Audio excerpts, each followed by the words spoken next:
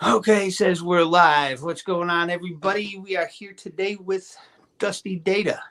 How's it going? We got to talk for a few minutes ahead of time. I just recently found his channel, and I guess he's found us a little while back, so wanted to have him on. He showed me the whole StreamYard thing. I went onto his stream one day, and I had a bad mic, and that didn't work out too good, but it was pretty cool to see everybody on there and different. I still don't know how to do that. I just learned this part so far. It's really easy. You'll get used to it. Like the frame you got here set up Yeah. down at the bottom of the screen. If you go to where it's like two separate individual boxes that are separate from each other, a little bit spaced, it'll actually separate us in picture a little bit. And the more people you add, it'll just keep stacking them in there. Yeah. And we won't be so, profile. Yeah. And I couldn't do it off myself or off of my laptop. I need a new laptop. Probably be the best help, but yeah. So I saw the video you had. I think I was just saying that to you with the pack that you have set up. That looked pretty slick. Oh, I've been working my butt off, man. I went through all my cases today saying, you know what, I'm just going to go ahead and redo everything. Yeah. I went with Wise Owl, just a company I found online through Amazon, and decided to try them out. A hammock tent in there, the full setup, cost me around $250. And I mean, it's the full setup, and it holds 500 pounds. Oh, there you go. Yeah, so. What's going on, Homestead Survivalist? There's the big guy. I knew he'd pop on there sooner or later. Yeah, wow, that's nice. And he could use some big hammock. I know he's got a hammock set up. I think his was something like that for 450 pounds. Maybe it was 500 pounds. But yeah, I just recently got my first hammock, and mine's a double hammock or something like that. But I got a cheap one from Menards or whatever we have over here. It's a little double, but I think that one was about 400 pounds. And I got a tent fly for it, like a Gore-Tex tent fly you could put out. Right. Hey, what's going on, Midwest Survivor? 600 pounds. Oh, his hammock holds 600 pounds. You need that, too. He's a big fella, that dude. You ever seen the videos of him and I doing the self-defense? He's like foot taller than me. Is that the guy with the beard? Yeah. Okay. He was on your other when you reviewed your daughter's boyfriend's bag. Yep. Okay. Yep, that's the big guy. Yeah. I love that shit kit. The shit kit. I know everybody loved that shit kit. I thought that was pretty interesting. I was like, what? She should probably make a Dollar Tree run and get everything that goes into that. Because I think when I looked them up on Amazon, they were like $11 or something like that. And you could probably put it together for like $4 or $5 and have twice as much stuff. But that one was just cool. Like, don't get caught with your pants down. Right. Something like that. Yeah, that was pretty good. I like that. And so yeah, that backpack, the first one I showed was an Eberly stock Terminator. Yeah. And I got it because it said it had military reviews, that the military had contracts with it. So and it doubles as a balance for if you were laying down and had to do lay your rifle across it. Yeah. Oh, that's cool. Yeah, basically a built-in rest or a bipod, right? Right. Same idea. Yeah. Because the pockets on it are fat, so it'll rest right in between the pockets. Nice. Oh, that's the other one was a half track by Everly Stock, and then the smaller one was Maxpedition. Now, the first season of Prepperty, like I was telling you, that's what I was giving away. If you won, you got a Maxpedition backpack. Oh, they're pretty nice too. And Tigers 1 I gave away too. Tigers 1 tent. It's like a 2-man tent. Nice. Yeah. So you're still doing that Prepperty show on what days? Tuesday, but it's not for certain on when I'm going to do it because I'm having a hard time getting people to play. Okay. Because the questions are pretty obscure sometimes. Like one of the questions I found was really neat was, what insect could you tell the temperature by? Homestead Survivalist. It's a cricket Is it a cricket? that you can count the chirps, and you can get a roundabout estimate of what the temperature is. Now, how's that? They're chirps per minute, I guess. Oh, I can get the details for it, but I was no like kidding. dumbfounded by the answer. Yeah. You can count the chirps it makes. I'll try to give it a try sometime. I'll hop on there. All right, yeah. Yeah, why not? You have some of these guys hop on there too and try to figure it out. But yeah, I don't know everything. I got into the prepping stuff when I figured I don't know, like something bad might happen. That was kind of why I wanted to get out of New York in the beginning, and then all the rules and everything. And then when I started hearing my dad, he's a preacher man, and he went over to Africa, and he's been back and forth for years since I was young and everything. And there was kids there that had to go to the churches there just to get like one bowl of rice for the day, and that was literally all they were getting. And I just thought to myself, like, what would what would you do if your kids were starving, kind of a thing. And I didn't want to see the kids starve or anything, but so, and then the wife felt the same way, so we started buying extra cans. We didn't really know nothing about freeze drying, and I tried to buy extra rice and everything, and started out that way for me. And then I started hopping on YouTube and looking at everything, going, oh man, I'm behind. Something goes down now, I'm stuck. Well, I prep for hurricanes because we lose them every year. Our power goes out every year. Okay, so if we don't do something about our refrigerator, our meat, it goes bad. Yeah. And I actually jumped on Ghost Prepper. He does a live canning show, and anybody who wants to know anything, and you can do it along with him, and he doesn't mind. Nice. So I actually got the All American 930. It's the biggest pressure canner they sell. Really? It does 14 quart jars at once. Yeah, I don't know what. I don't have a pressure cooker yet. Homestead Survivalist does. He's been over at his spot now for just a couple years, and he's been out in the country forever. So his mom's been canning since he was young, and I know he's got one that you can put like even right out on the fire. I did mine on a propane outdoor stove. Yeah. But I had to really watch it because I'm in Florida, so mine's way down to the bottom of pressure. Florida. So, but it was intimidating, but it's really easy once you get to doing it, man. I did like 10 pounds of hamburger meat. You're gonna lose. I lost 3 pounds in the grease cooking it, so I actually got 7 pounds. Well, that's that trial and learning and stuff. Yeah. Oh yeah, they do it every week. Oh, no kidding. Ghost Prepper, huh? Yeah. I have to remember. But I know there's a lot of people that do it, but he just lets people up on his panel that's wanting to know if you're insecure about doing it. Right. You're worried about something going wrong. He'll tell you, hey, you need to adjust it where you're at.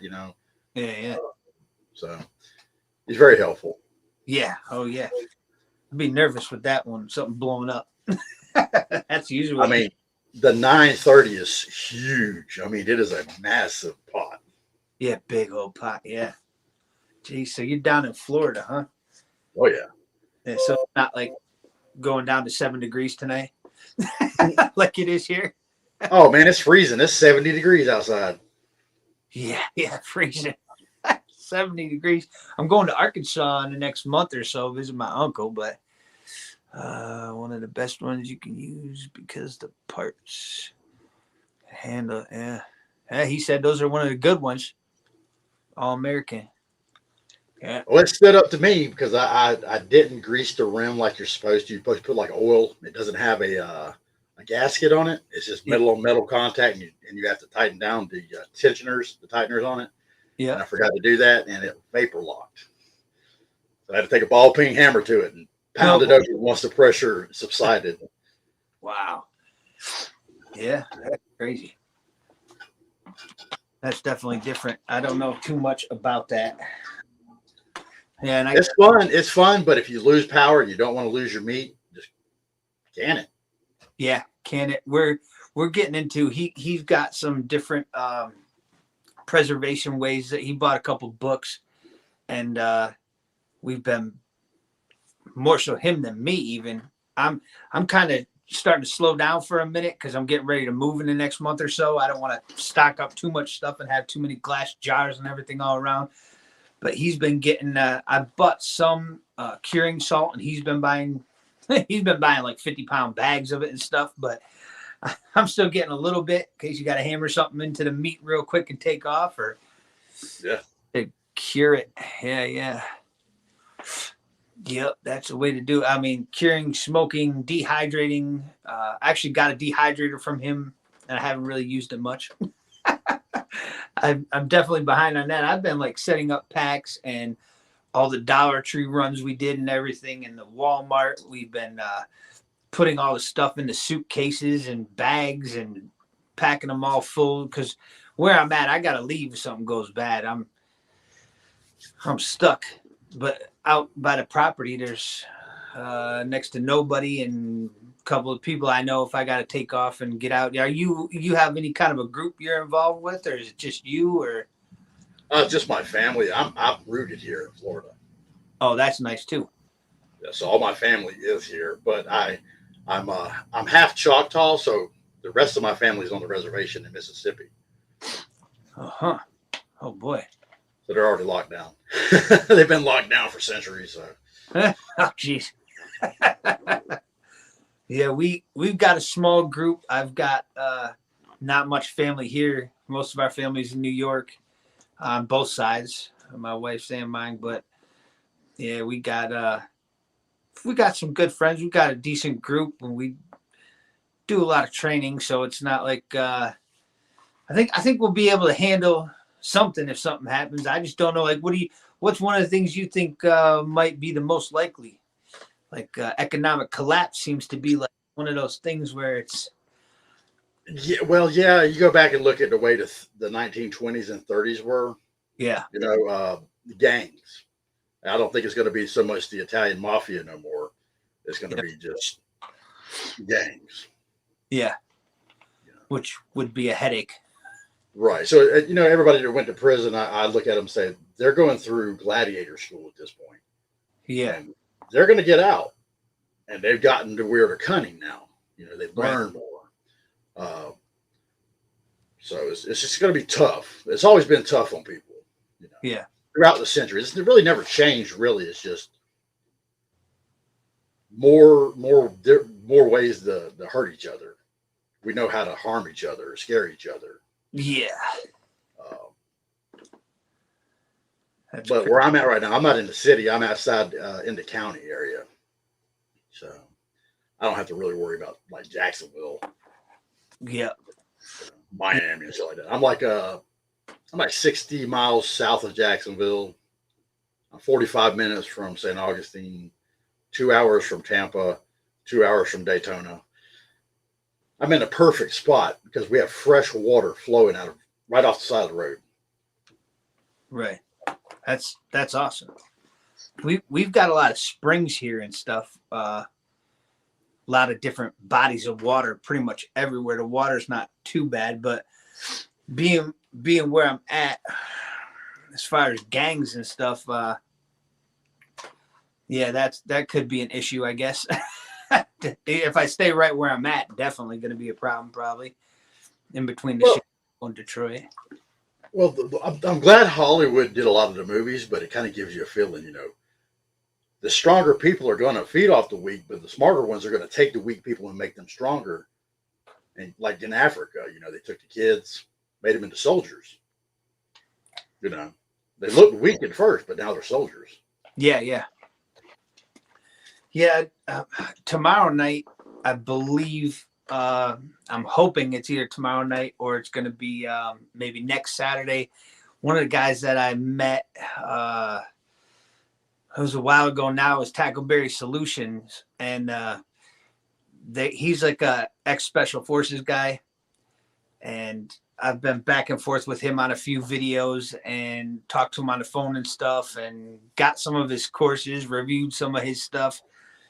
He's always talking about force multipliers and stuff in case of like big groups, but he does like all sorts of Oh man, he's got training. You can go. I think he's North Carolina. I think he said he was North Carolina, and he's involved with different like malicious stuff and everything, and knows different groups and trains tons of people and all sorts of stuff. He's like, you should come down to the farm sometime. I'm like, oh boy. But I was gonna try to have him on now that I can do this like this. And I said, he said to me in an email earlier, he's like, oh, I could probably come on tomorrow night. I was like, yeah, let's do that.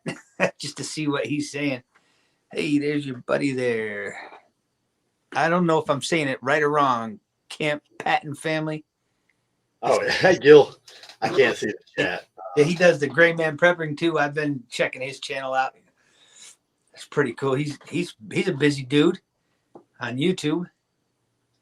Yeah, he puts out a lot of stuff. Yeah, there's a couple of big names. I had Survival Living on Prepperty Tuesday. He's a bigger channel. He does he's in the Panhandle, and he's doing survival courses like Canterbury. Yeah. CFP. I know the guy. I saw him on.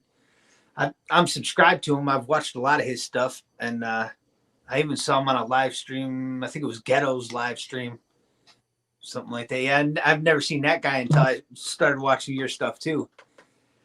Oh, there's quite a few preppers out there, and he's more of a survivalist, but and long-term prepper just by lifestyle. Yeah. That's pretty much what it's about. I mean, making yourself so you feel good enough, comfortable. That's like with the food with me. It's like food insurance. I got car insurance. Why don't I have food insurance or house insurance? If something goes bad, I know I'm good for a little while. Do you keep like, I don't want to throw all your info out there if you don't want to say nothing, but you got like a year supply of food or 3 months, or what would you recommend if for people, I guess? Just start off small. Oh, Don't try to go big. Yeah. That's the biggest mistake. You'll go broke doing it, and then you have nothing to fall back on. That's how I started out, going broke and waiting for the next check. Oh no. Yeah. They do have a lot of good deals if you watch on Facebook a lot of times. Just to have the extra food, they'll drop like a $10 deal for an ammo case for 3-day supply of food, and you get an ammo case with it. No kidding. Yeah. Like 4 all pages. different things.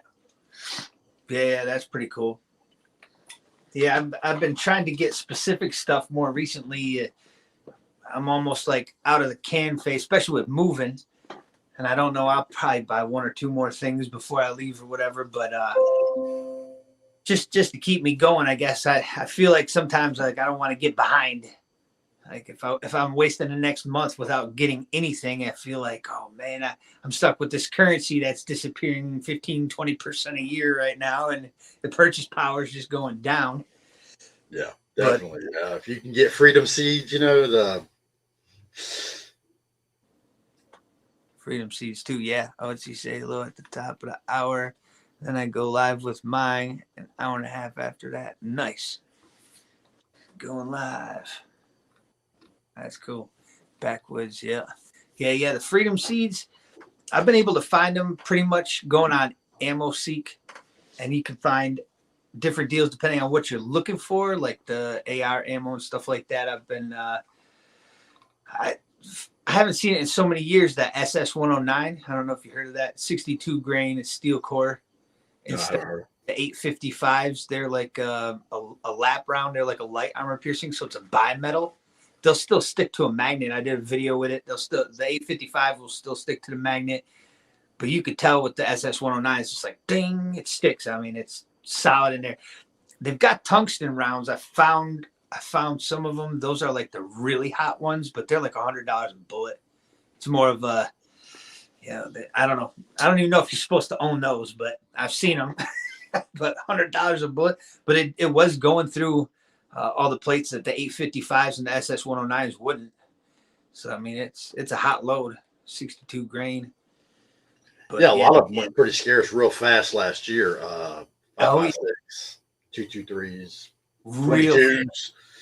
Oh yeah, 9 mil vanished. Everything. The one spot that I go to over here has, pallets stocked up way taller than me almost every time you go in there. And then I went in there to one day, and there's people just walking out with just cases off the pallets. I'm going, what's going on here? And there's a line to the register, and then people are taking all the pistols they could find. They were literally grabbing everything and anything they could possibly get their hands on. It was insane when that happened. Yeah, 45 ACP went out first for me. I couldn't find it. Really? And that was last things on it. 380 disappeared before that over here. Why is that?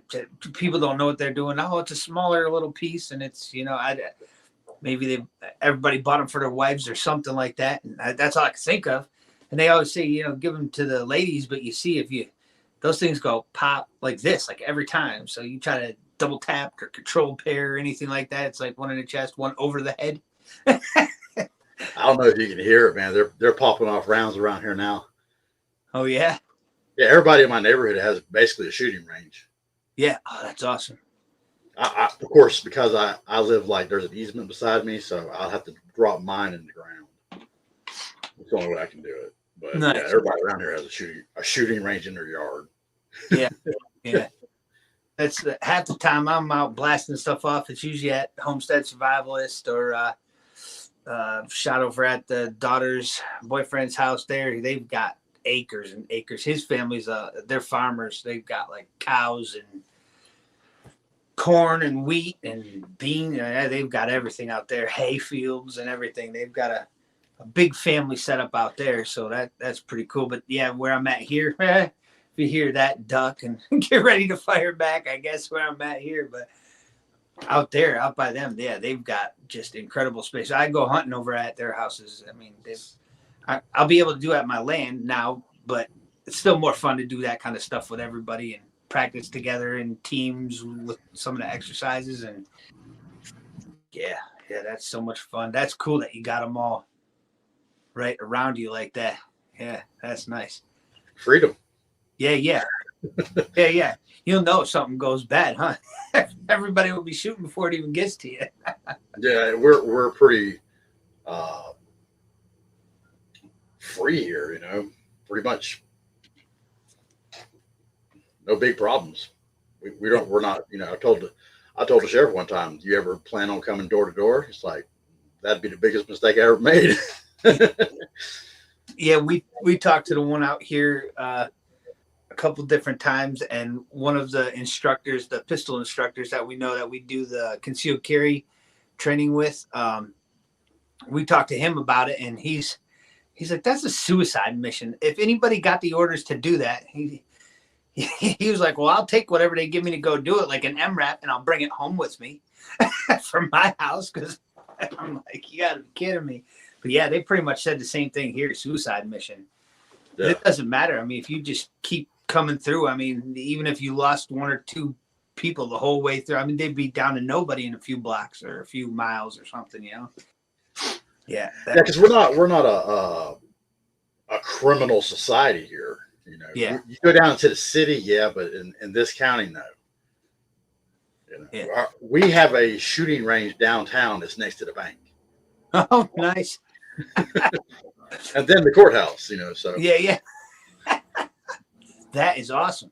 Yeah. Good 2A community. Yeah, we've got it outside the city here. And Michigan's got a lot of forest. So we've got it's actually got the most forest out of any other state in the country. But you can just go out there, and compared to New York or any of that, I mean, even up in the Adirondacks, there's not half the dirt roads there are here.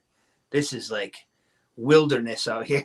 And they got an Upper Peninsula too. That's even more wilderness than the rest of the state. But it's it's pretty much out there. You can, oof, that's nice. That's nice. Just the dirt roads and stuff around here is just everything's just nicer than New York when I was over there. But yeah, that's good to hear that you got that. Well, if you really want to see the news here, just look up Polk County. Polk County? Yeah, Polk as in Polk. Yeah. And you'll see news reports after news reports, sheriff giving it, well, the guy broke into their house. What did you expect them to do? He doesn't exist no more. That's And awesome. here's the report we give. He's always doing these things where if you break into somebody's house, it's over. Yeah. It doesn't matter what political belief he had. They got, I think it's like 90% all the crimes are solved. Really? That's yeah. yeah. Wow.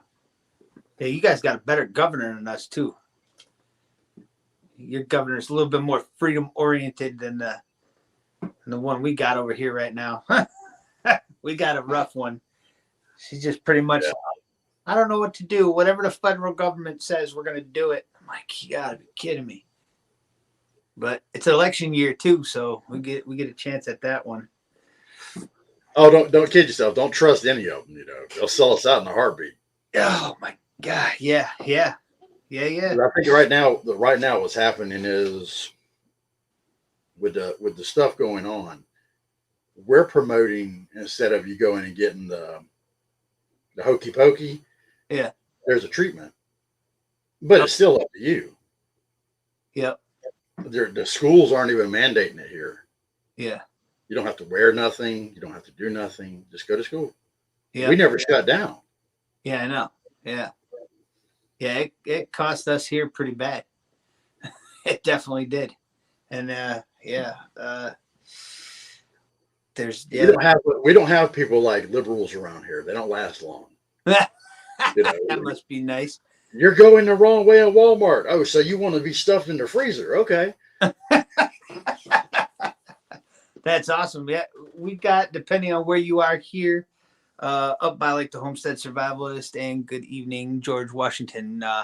But up by the Homestead Survivalist, out that way, up where I hang out when I'm not at home, I guess you could say. There's a lot less political correctness than there is here. Here it's where I'm at in the city. It's there's people walking their dogs outside with a mask on. Are you kidding me? I don't want to get too much trouble on here, but yeah, that's crazy. Now over here, when you're reading the chat on StreamYard, if you click, it'll have a plus or a minus on their comment. You can highlight their comment and it'll actually pop up on the screen. Really? Putting time out. Star comment? No, you just it'll be right in the middle of it and it'll actually put it up on the screen. There you go. Oh, that's pretty cool. Thanks. That way you can. Good evening, George Washington. So you can just Cabela's back in stock. Oh, look, there's one right there. Bam. How do you say that? Camp Patton family? Did I say that right? Yeah. Cabela's. This chair, man, I'm gonna have to get a different chair next time through. Politically incorrect and proud of it. Wow, that's pretty cool too. Checking that live stream like that. Yes, they will. I don't trust any. There you go. There's something he said. No, I'm going to do that all the time. When they come up, I can just click it up. That's pretty good. Thanks for that one. Uh-oh. I lost volume to you. No. For some reason, can you hear me? That was me. Oh, okay. I was like, oh, no, I lost I muted it a minute ago because of a truck going by. Oh, okay. Oh, jeez. Get a muffler, man. Yeah. That's one thing here different too than when I was over there. There's some dudes with some big trucks here, and they just like take them off. The diesel and the smoke coming out. That's awesome. I really don't complain so too much. When I was bringing my rig home, I was waking everybody up. Yeah. That's awesome. Yeah, that's good stuff. So yeah, I don't know why. Oh, there was one thing. You ever seen those I didn't start making it yet. I just ate this nasty food that was in this one. I can't even remember what it was, but I got 2 cans. Where's the camera there? I got 2 cans. And you ever seen people put them in side of it like that? So you got your can inside like that. I'm gonna make this. I was gonna do it on a video and fill that up with dirt. on the in between the two cans, and then a can on the inside. Put a bunch of cotton balls, and then poured a 70% alcohol on the inside. You light it. It's like a little rocket stove. It's big, huge flame comes off of it, and it burns for, I forget what they said with the average size can, but it was like a little mini stove you can make yourself. And then people were putting like bricks or something off it, and you could just set a pan on there and cook. And I forget what temperature it heats up at. And I mean, there's people cooking eggs on it. I seen it on YouTube, and I was like, next time I get a big fat can, and I had that one stocked back from I don't even know when. It was like some German pea soup something, but it had these leeks in it or something. And I ate that last week. Oh, well, I do a lot of challenges. A lot of the people that throw out a challenge, and it's like, can you cook with a sterno can? And they say, use a cookie sheet and a sterno can and cook with it. So I created like a box, and then I cut the front of it out, and I made it like a little chimney to it, and I stuck it in the sterno can, and it literally just vented all the heat straight up into the little, like a pilot. Yeah. Damn, that's pretty cool. We all try to do something inventive. The last challenge we did the other day was try to light a tea candle with a ferro rod. Oh, I saw you doing that. You looked like you were dying. And I had magnesium flakes, you know. Yeah. It was just a challenge. Could you do it? And everybody else is just scraping the magnesium, you know, the ferrocene off the rod. Yeah. And I was like, oh man, I should have done that. Or just put a straight up cotton ball on top of it. Yeah. I like the cotton balls. They're easy. Vaseline that did an antibiotic one that seemed to work okay. And yeah. Oh, I got products, man, on here. If you go back, if you watch my videos, yeah. I know it kind of sucks. You'll say, watch my videos. Really, I do a lot of I have a lot of Zippo shit, man. Zippo put out a tremendous amount of fire starting materials. Yeah. I've seen a couple. Yeah. They're pretty good though, huh? Good quality and everything. Oh yeah. The Typhoon matches, you can submerge them underwater and pull them back out, and they'll light right back up. Yep, the Jason there, the Homestead Survivalist there, he's got the Zippo ones. Yep, he did it too. We tried it, it worked. I was giving those out as prizes as well. Yeah, that's pretty cool. Yeah, I've only done one giveaway. I finally figured out how to use the random comment thing on there. Of course, it popped him up first, and I told him he couldn't win, so it popped him up first, and I actually got a guy that I used to work with. He's got a channel on here, Skywise Observation. He just does a lot of sky videos and everything, and yeah, he won that. So you're brand new to this, then, aren't you? What's that? You're brand new to this StreamYard, then. Me? Yeah, you're brand new to doing the StreamYard thing.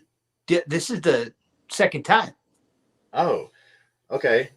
If you and the people you're doing stuff with, if you wanted to show somebody one of their videos, they can hit the share screen down here, share their screen with you, and you accept it, and it'll play over here and set the panel off to the side.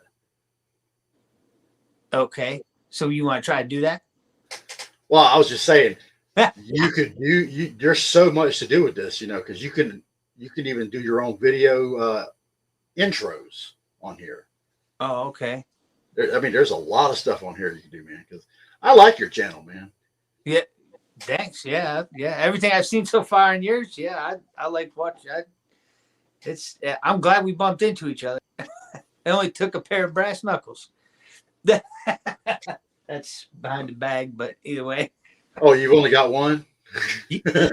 Yeah, I had the aluminum ones years ago, and then I actually had real brass ones instead of just those metal ones that I got. And I used to roll around with the smaller ASP and then the brass knuckles in the left pocket when I was running around New York. So we weren't supposed to, but I'm a little dude, and yeah. Yeah, I don't like to lose either. What's that? Yeah, yeah, I don't like to lose. Man. But that's why when I was about 15, I was begging my parents to go to karate. I was like, "Oh, come on, let me go to karate." And And I had just gotten a job, and they were like, "Oh, well, my dad's a preacher, man."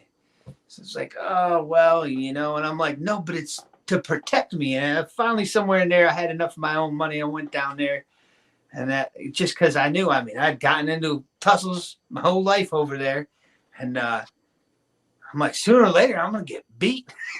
I'm gonna get beat up good or something. I've always been like small enough to duck under it and keep going or something like that. And then I can't even remember. I don't even know how I used to punch. Now everything's nice and straight, and I'm used to like boxing and do it. Years later, I started when I was 15, and that was I got really bad for a little while. I did not want to lose at all, and it was definitely like that. But after I got jumped a couple times, it was a little different. I wanted to at least be able to walk home or something, or give myself the chance to get out of there. And then I started breeding pits, and that helped me a lot. I didn't get pounced on as much, and you're walking 2 or 3 dogs down the road, and they're, "Oh, watch out, man!" Yeah. Well, that's the problem with this generation now. They don't know what it is to get hit. So they're going to be scared to death of the first hit. Oh yeah. If not, once you get that first hit in, it's over anyway. Yeah. If not, that's what they always said was predator and prey determine their roles before the first blow is thrown. That's usually, yeah.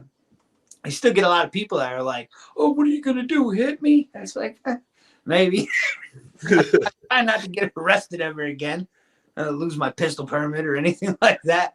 And that was one thing I was worried about when I came here. But they have like some rule if you haven't had a whatever violent or anything like that in the past 8 years or something like that. So I think when I moved here, I was literally like 6 months span from that with an assault charge. And over there, you could get an assault charge too. When I was young, I don't ever remember anybody calling the cops. Everybody just beat each other up. And if someone hit someone with a bat, whatever happened. But then towards the end there, it seemed like, wow, like the cops are getting called on everybody for everything. I don't know if it was just crazy. Yeah, it used to be a fair fight. That's all it was. Cop shows up and says, "Are y'all done?" Yeah. Don't stab him. Yeah. I definitely miss that because now kids definitely shoot their mouth off in comparison to, and then now also now with the gang stuff like you said and groups and stuff like that. I used to when I was I shouldn't say too much, but I knew some bikers and stuff like that. Those were my masonry buddies and stuff, and hunt and fish with those guys and stuff over there. And that was if something goes bad, there's going to be some groups that will level stuff probably. But and that was over there. It's a little different here, but I guess that whole marauder thing would be a big thing. Something bad does end up happening. I don't know how the whole SHTF thing is going to go down, but Well, like I said, I think personally it's going to start off with no money, no food, people down on their luck, and then somebody's going to come in and say, "Well, if you go take that," and it's going to be gang mentality, Yeah. This is how it's always been. It's going to be somebody that says, "I know how to do it. This is what you do." Yeah. Go take it, bring it to me, and we'll cover you. Yeah. Strength in numbers and all that. Yeah. Yep. That's what this snatch and grab stuff was going on. Oh yeah. I've seen that. That's how it started before, just desperate people, and I can understand it, and I think it has a lot to do with them legalizing pot because you can't insure somebody. Right. You can't put them to work. So if they turn 18, there's no job market for them because they're smoking pot. Yeah. Or not a good job. You can get to McDonald's, but how does that pay the bills, right? Right. And with inflation the way it is, $15 an hour ain't going to cover it really. Yeah. Okay, see you later, Camp Patton. I got to say that right, Camp Patton family. I'll try to catch your live stream if we're off of here. Yeah. Yeah, Gil's a good guy, man. Yeah. Oh, yeah. I've seen him on. He has a lot of people on. My live streams, I usually don't get many until like the next day it will start getting views. It seems like I just haven't done it. I was doing like every Wednesday, and I had to go back through and start deleting some of those because they were like I was doing like Hump Day gun talk and stuff like that, and I've even got kicked off them. I didn't know you weren't supposed to touch one on a video. They kicked the video off. So that was I've taken all mine down like that. I was sitting there holding it in. I'm like, this is it. Check this out. yeah. Oh, one of my first one. I should probably take it off. One of the budget builds that I did, and I think I was like 100 rounds away from having 1,000 rounds through it, and still hadn't cleaned it or anything. And I was out there shooting on it. And now it's demonetized now, or it's got the yellow $sign or whatever. But yeah, that one I did live. That was a couple of years ago, maybe, or something like that. But I've seen a few guys now that get away with it in the background. So it's like as long as you don't touch it, yeah. But I don't know if that still ends up like I got demonetized when I was talking about I think the MFT magazines, and I just showed the mags. They didn't even have anything in it. Wow. Yeah, and then it seems like every video that gets demonetized, they just don't even show it anywhere. It just drops off. Maybe you have your first 20 views and then shuts off. I mean, they don't put it anywhere. Yes, I had like 360 videos on here for a year, and I've taken half of them off. Yeah. I just went ahead and just made them private. I'm like, I'm not trying to get monetized. I'm just on here just to be on here. Yeah, have fun. Well, the nice part about monetizing, not only did I start getting $100 here and there I could buy more ammo with, or more stuff to review, which I like doing gear review stuff and mashing on this. Well, there's that Tomahawk. Wow, I like that thing. That thing's just a little beast. But I like I got this that Schrade. Here we go. That Schrade 52. It's like SCHF 52. I mean, and YouTube paid for it. And we even took that thing with a hammer, bang, bang, and split everything with it and did everything with it. So it was nice to get a couple bucks off of the monetization. But at the same time, it seems like if you have a video that they seem to like for some reason, they'll really push it because it's monetized, because they're making money on it. And you only get 20 or 40% or whatever it is for every commercial or something like that. So it seems like since I got monetized, some videos will just hook right up. They'll go quick. But then these shorts, some of the shorts videos, like we started a fire off a ferro rod. It was her boyfriend's first time trying a ferro rod, so he struck it. It caught right up. It was like 1,400 views, I think, in a couple hours, and I think I got a penny for that, or something like that.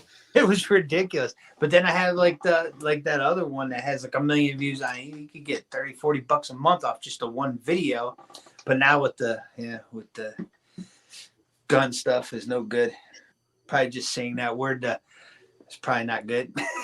I probably should have said it either way, whatever. Yeah, so I think it probably goes back to like television. If you notice, this is the new TV now. We're putting Hollywood out of business. Oh yeah, I'm sure. Except John Wick. Except what? The new John Wick comes out in a couple months. I gotta go see it. But that and The Purge, I think, are the only two things I go see or whatever. But yeah, even Netflix and stuff took a hit. I saw a lot of stuff took a hit. A lot of the regular television, though, yeah, everybody's on YouTube all day at work. I got headphones, and I can press play on a Jocko podcast for 4 hours or something. You could do any of that stuff. You could do any of the survival channels. I checked out. I like some of this bushcraft stuff, and the one guy's TA Outdoors. You ever seen him? I probably have. Yeah, I've looked at a lot of them. I mean, just like Lily, Survival Lily. Yeah, Survival Lily. Yeah, she does that. There's quite a few people out there. They're just hanging out in the woods, like Survival Living. He just come back from being out in the woods. Yeah, he's always out. Yeah, his course comes up. He was even on Ghetto's stream. You said he was on yours too. You said?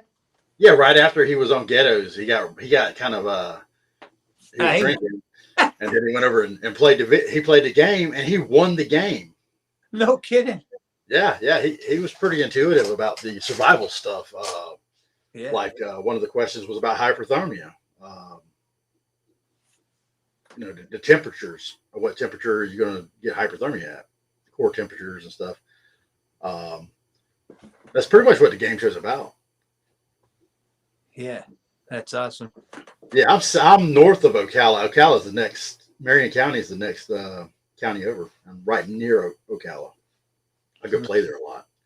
Yeah, we got one of his friends back from when I used to live in Michigan when I was young. My parents knew the same people his parents ended up knowing. And I actually hung out with the one kid that he's friends with that lives down there now. And that was pretty cool. And I came here, met him, and then we ended up having like a friend that we both knew. That was pretty crazy. I hadn't been in touch with him a long time, but when he came back to Michigan and visited from Florida, I ended up getting to see him. That was pretty cool. That's something that Now, if you wanted to let him up here at the same time, you could do that if he had a webcam and stuff like that. Oh, yeah, Jason, you want to hop on there for a minute? I think you got to hit. I had to do it off my computer though. Well, I have what you can do is down here where it says guest. Yeah, invite guest. If you copy it, but you got to type in like this is the link or something like that, and then right behind that in your comment, you got to left click the thing you copied into your clipboard. And Okay, so I copied it on there, and then I got to put it where? In YouTube. In YouTube. On YouTube's chat. See, I'm working off 2 screens right here. I actually have 12 screens. What? Yeah, I've got 2. This is my second studio. My other studio is in there, in the house. What? That's awesome. You got to watch my channel, man. Yeah. I got screens wrapped around me. My security system's up here. You kind of see my security system a little bit. And, I show it off every now and then. Yeah, when I hit the guest, it did the clipboard, but it doesn't. I don't see that I have a way to talk in the comments. Okay. I could if I pulled that computer back up. That's how I put you on there. I went on a computer and then emailed you the link or whatever. This is where I'm working at most of the time. Jeez. You got a sound room? Yeah, that's my studio. Jeez. That's pretty cool. That's how you can do all them videos. You got crazy stuff going on.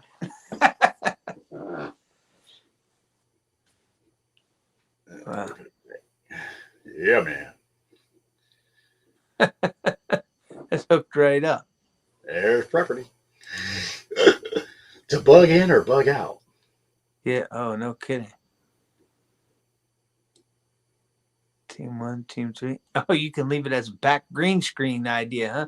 See, I don't know how to do I'm in another studio now. This is my second studio. I just bought a shed, a 14 by 9 foot shed. I saw that. Yeah. I'm in here. I'm in that shed now, and I just put the green screen in here. So I'm starting a new studio in here.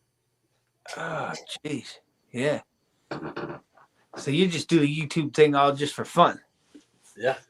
All together. Yeah. It's a blast. Yeah. I like learning stuff, but man, I don't have all that.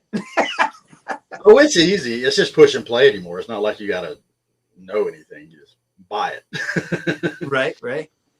Push and play. Yeah, I don't know how to do any of this. I just learned how to do look what he said about your whole studio thing right there. If I can get it to hit. There we go. He said, dang. Yeah. Yeah, that's pretty cool. I see how you did that one video there when you were I don't even remember what it was. I've been trying to keep up with your videos, but yeah, you had one that I'll pump out like 5 or 6 at a time. Yeah.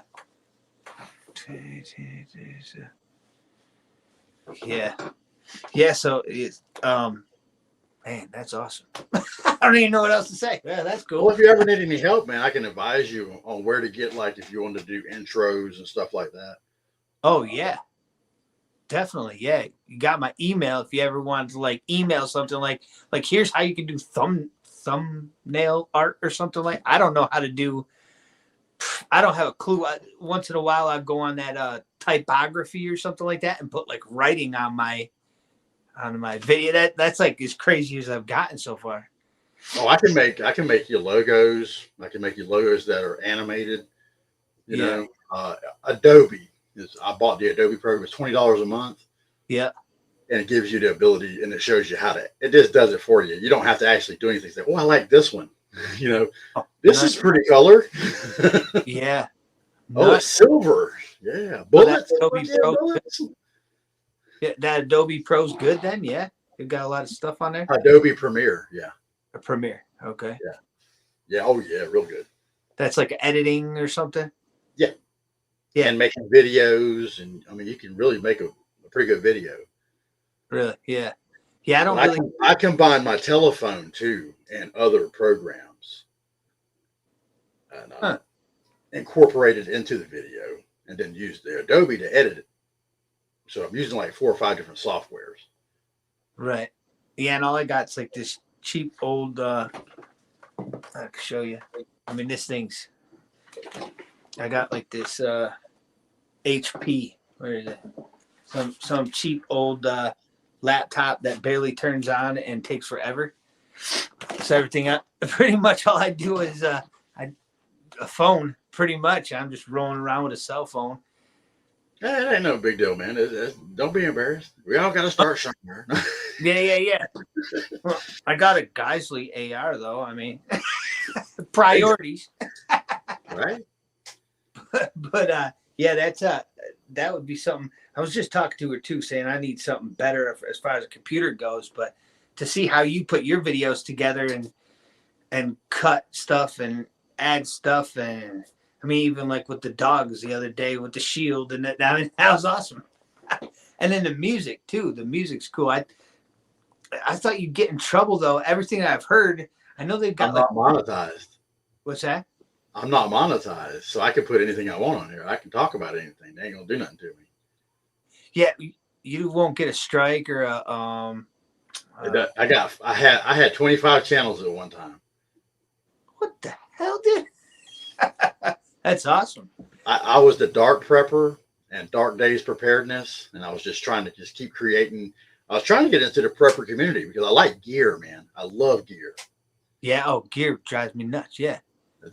Man, I went all out on medical, and I got a makeshift hospital. Do you? Yeah, my uncle. Yeah, I can set up shop right now. If a field hospital, man, I've got the hyphen vents front and backs. I got the Israeli gauze. I've got the tourniquets. I got the stitches, the staple gun. Yeah, me too. So I got all that. I gotta have a trauma kit for the courses and stuff. We have insurance and stuff in case someone takes a round to the leg or the foot or something when you're out there. You have to have. You want to see a cool ass trauma kit? Yeah, sure. I got it right here. Hang on. Oh yeah. Right back. So how do you do that right there? You can like shut. Just kill my cam. Huh. That's awesome. Yeah, I don't even think. I think mine's in the vehicle. Yeah, someone gets shot in the house, they're screwed. I might have like an Israeli bandage, but I got trauma kit is in the vehicle with me in case something happens while I'm out and about. That's the avatar. If you go over to your at the bottom of the screen where your little picture is. Yeah. Okay, at the bottom down there it says avatar. There's 3 little dots. And it says edit avatar. I wonder if that would do it right there. Nope. Oh, that one. You like that one? Hell yeah. That's awesome. Let's see. All right. Oh. Can I see my green screen? Yeah. I'm seeing it. This is the M. Oh yeah. M17. I mean, it's fully stocked. Jeez. Got metal clips on it, and you can actually throw it on like a backpack. Nice. I mean, it is for Full. wounds. Yeah, yeah. So it's like a trauma and first aid kit wrapped into one. Oh yeah. Yeah, yeah. Damn. This thing is the shit.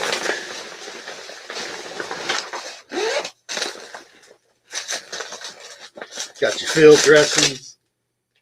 Oh yeah. I mean, you got everything you need. There's blood clot in here. Oh yeah. And again, it's actually, when it opens up, it is actually 3. Jeez. Yeah. Got me beat on that one too. I've got like a small trauma kit, several different smaller things inside for first, several different packs, and that's probably about it. Yeah, you got I got I've got washouts. I got the suture kits. Yep. What just hung on there? This is 1,000 lumens. 1,000 lumen headlamp. Damn. Turn it on. Let me see. It's gonna black. Oh yeah. You can tell the way it just flashes and everything goes off afterwards, and it turns dark. Yeah. And it's got a magnet on it right there, and it comes off of the band itself, and it's rechargeable USB.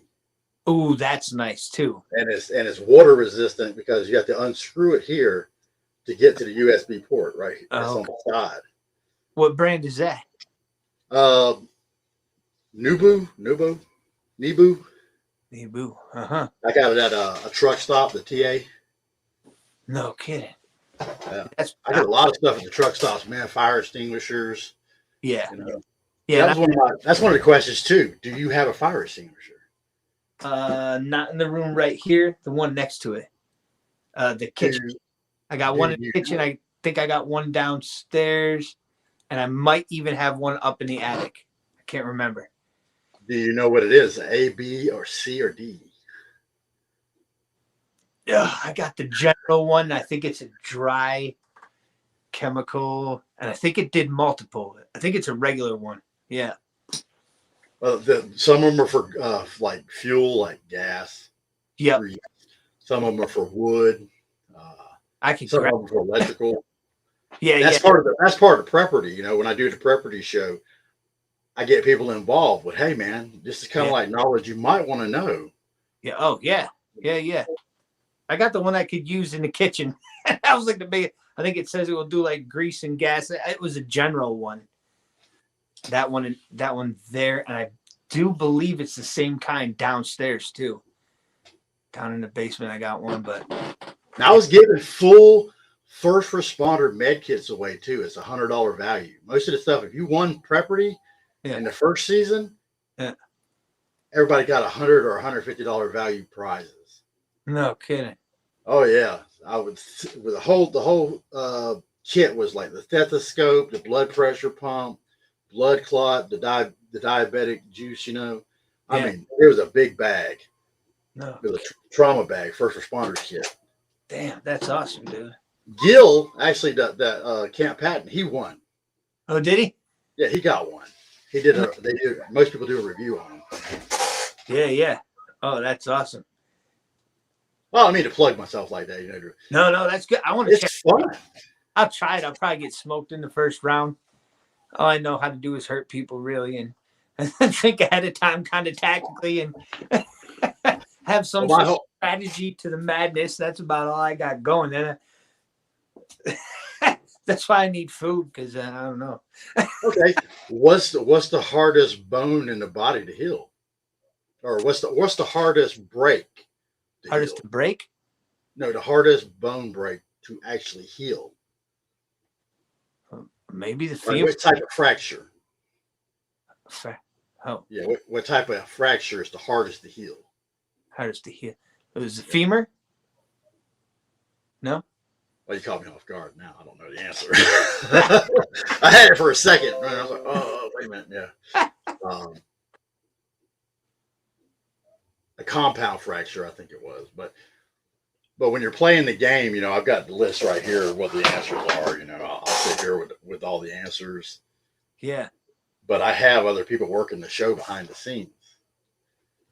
If you ever go into the chat when I'm playing the game, you'll see Google Mod in there. Oh, okay. That's one of my channels. Oh, okay. It's called Google Mod. Nice. Yeah. It's not a real Google Mod. It's just what I called it. Right. That works. Yeah. Yeah, I don't even know how to set up moderators on live stream. I don't know. Okay, that guy you're talking to in the chat, if you wanted him to be a moderator, you click on his little picture on the chat in YouTube. Oh, in YouTube, not in StreamYard. Right, in YouTube. Yeah. And it gives you the ability to add him as moderator somewhere. It'll pop up. Oh, no kidding. Huh. Yeah, see, I'll have to do that at some point, but I haven't been doing enough live streams to make kind of a difference and it seemed, well, I think the most I ever even had on a live stream when we were doing once a week was probably like 40 people or something. Like I don't pull any kind of a crowd for a live stream. Maybe if I was outside with a fire or something, I was figuring it. I've done that too. Yeah. I get on ghettos when I'll sometimes I'll go out to my bar and I'll shoot pool while they're doing a live stream, or I'll go over here and start a fire. Yeah. I got like 3 fire pits and one of them's portable. Nice. You're all hooked up over there, man. Jeez. I knew what I wanted. A simple life, man. That's all I wanted. A simple life. Yeah. Where I didn't have to go off and go to Walmart every day. Got my chickens, got my little garden going. I'm starting it up. Nice. I've been home since March. That was when you retired? Yeah. That's awesome. You keep them busy too, it sounds like, so you're not going to get bored. You're having fun. I'm trying. I'm trying not to get bored. Yeah. Especially with giving the dogs a bath. Right? I'd like to get another dog. That's something I do miss, having a dog. Now that I got the last kid moving out. Well, this year she'll be 18, so. Well, my daughter, she's 26, and she moved out. So I'm a grandpa. I don't have any other children. So Right. the video you see there, that's my grandbaby. The last one I okay. put on there. I actually have riot shields. I pulled out the batons, the real batons. Yeah. They come over to visit. That's I awesome. think she's just getting groceries. Right? Yeah, I got one out and I got one close. So, yeah, my oldest 19 now. I think she's going to be 20. She's in here sometime. AK, I think she changes to 5.56 now. She's an AR nut too, so she loves it. Yeah, that's good. I got here. We moved here when they were young enough to try to experience some stuff when they were young enough. I mean, she was like 11 or something when we came here. 10 or 11, the oldest was. The other one's 2.5 years younger. So they got to, we didn't have, over in New York, we didn't have a lawn to mow. No driveway. The one building was connected to our building, and then there was like a little alleyway I could barely, walk straight through. You kind of had to turn to walk through it. There she is, KK556. What'd she say? See how I got her thing up there now? Oh, you show me how. You think I'll be 20? Come on, man. Yeah, okay. Uncle Joe lover. I'll mess with her a little bit, but yeah. That's a big difference. I mean, even in the city here, I've got like the biggest yard I've ever had in the back. And there's even trees in the back in the city. We didn't have trees over there. We didn't have pavement. I don't know. and no driveways. When I first moved back over here, it was like, dude, I got an apartment. I was calling my friends back in New York. They're like, yeah. I'm like, yeah, dude, I got a driveway. They're like, how the hell did you get a driveway? Who's got enough money for a driveway? What kind of place are you living in? She's the only one who likes him sniffing her neck. I'm not even gonna put well, why not? This kid's a mess too. Yeah, he started his channel. I'll actually be hanging out with those guys a little bit this weekend. He's into hunting and he's got acres. They've got space. They got cows. They got everything. This boy, he's pretty good. He's pretty descriptive. When I put him on with the shit kit thing, with his bag there, he's pretty good. Yeah, now they're gonna harass us. The kid is pretty inventive. He was using an old wallet to repurpose the wallet to hold. Oh shells. yeah. Oh, and that he gave me one that was it's out in the car, I think, in the EDC pack. He gave me a roll like that too. That was I think it was like cables or something for cell phones and stuff like that. And it's got the straps like that instead of bullets. And that one I started putting like ferro rods and that striker for the ferro rod. So I was gonna make a little fire kit out of it. And it's in a nice little roll like that. It's like a mini Canadian prepper bug out roll, but just for a fire kit. I got a couple of those. Of his? Yeah. Do you really? Yeah. You want to see it? Did you ever review them or anything? Or did you ever? Yeah. You did? Yeah. I got a couple of videos already, man. I put both of them. I got the green one and the black one. Most of all my gear I got is black. Right. Yeah, me too. So if I'm gonna move around, I'm gonna move around at night. Yeah, that's the only way you can. And hopefully it's raining too, so you can't hear you. I mean, that would be the best way to do it. Yeah, all my new stuff is all black. Besides, literally, I got that one hiking one. I got that military one that I brought up here to take some of that stuff out of that. But yeah, now that bug out roll, it's like 5 foot, almost 6 foot. Yeah. Oh, I seen he hangs it up on trees and like. Yeah. Loaded right down though, huh? Yeah, you can get it about. I mean, pretty freaking big around. Yeah. Yeah. I mean, I don't even got mine. I don't even have all the pockets full. That's pretty cool though, really. I mean, I bought a lot of his stuff. The board game he had, Conflicted. Yeah, I saw that. I saw you a couple videos on that. That's a cool game, man. That is a really cool game. It's got Southern Prepper 1 in it. In the game. And he's part of the cards. Yeah, he's a leader card. It's got his picture and everything on it. It says Southern Prepper 1. Oh, that's awesome. It's kind of like Dungeons and Dragons, kind of like Magic the Gathering, Yeah. So you have to actually write off their life points until the card dies off. No kidding. And the way to win the game is you capture 4 leaders or 3 leaders. The card. And Southern Prepper one's on. I watch his videos all the time. He pops up with the news and stuff. I love it. I definitely love it. I started getting a little bit spun out with just watching too much and not sleeping enough.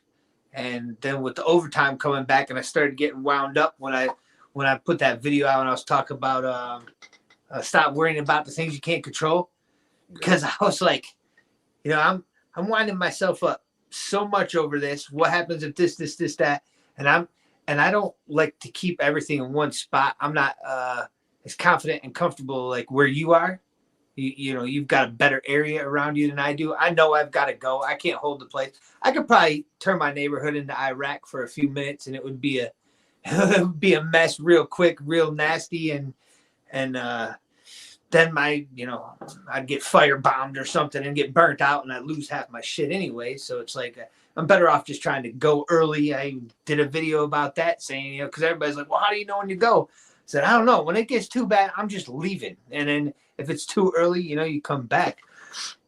But I got too wound up, and I don't know. I just felt like I get to fuck it mode, pretty much. Just kind of like, you know what? If something's gonna happen, it's gonna happen. If there's nothing I can do about it, there's nothing you can do about it. I'm just trying to get as well off as I possibly can, so I don't have to think about so much and just. Well, you know what I did to combat that? What's that? I did a movie, like a movie. I did my own little skit. Uh-huh. What it would be like to bug out. Yeah. I did a whole skit. There's like 5 videos I did. me bugging out. I got to go. I went on camera. I actually had a couple people convinced that I was really bugging out and something was happening. Oh shit. They say, "Oh, email me. What's going on?" And I'm like, "I'm getting out of here. I got to go. I didn't know it was going to happen like this." And I'm loaded. I loaded my truck up and everything, full of ammo and everything. 55-gallon drums of water, you name it. I loaded my truck slap full. I was telling my daughter, get in your mama's truck. Let's go. We got to go. And we shot a video of them going to town. Where's everybody at? Where's everybody at? And then the fire truck, it was just a habit. A fire truck was going down the road. And I was like, don't stop. We don't know if it's really them. It could have been somebody that stole a fire truck. No kidding. Yeah. That's how you combat it, man. You play along, you do your own little skit of what it would be like. I got jumped on the side of the road. I did man, I'm so tired and exhausted. And then I get jumped because I stopped. They stole 1 can of gas. Oh. My wife jumped out, shot them. It wasn't a real thing though. Yeah. Right. Yeah. But you see the phone, you see the camera falling on the ground like I just got knocked out. Oh, jeez. Yeah, you're definitely better. I don't even know how I'd end up doing that kind of a video. Your editing skills and you definitely, that's good. We've done like practice runs and stuff. I've got somewhere to go. I'm usually not worried about myself too much. It's just everybody else I'm worried about. The kids, if something happens, because what happens if something happens to me? Okay, I'm not too worried about that, but then they're losing out not having me. What's going to happen to them if I do get clipped or something? That's why I ended up getting like some ridiculous armor now too. And I got a few things to keep me rolling and going through the plates. I'm actually going to be doing like an affiliate thing. I might even, I was contemplating on doing like a reseller thing with the company, and I'm waiting. I think it's going to be sometime after the 15th. I think they got to get back to me or whatever. And then I'm going to show off that stuff because it's good stuff and everything. It makes you a little heavier, but I don't know. You could always take it off and put it on your wife or kid and let them go off to the side so you can still run around or something. But well, one of the skits was, what happens if you get to your bug out location and somebody's there already? Yeah.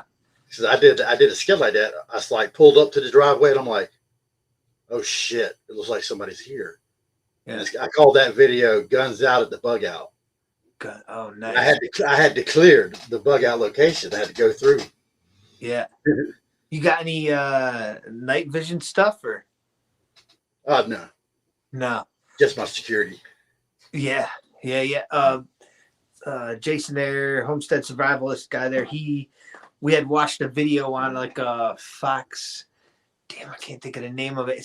It's a digital one that and it folds down or whatever, and it's got the one piece in the front. It's like $150. That's not bad. You can probably see a deer at 100 yards or something.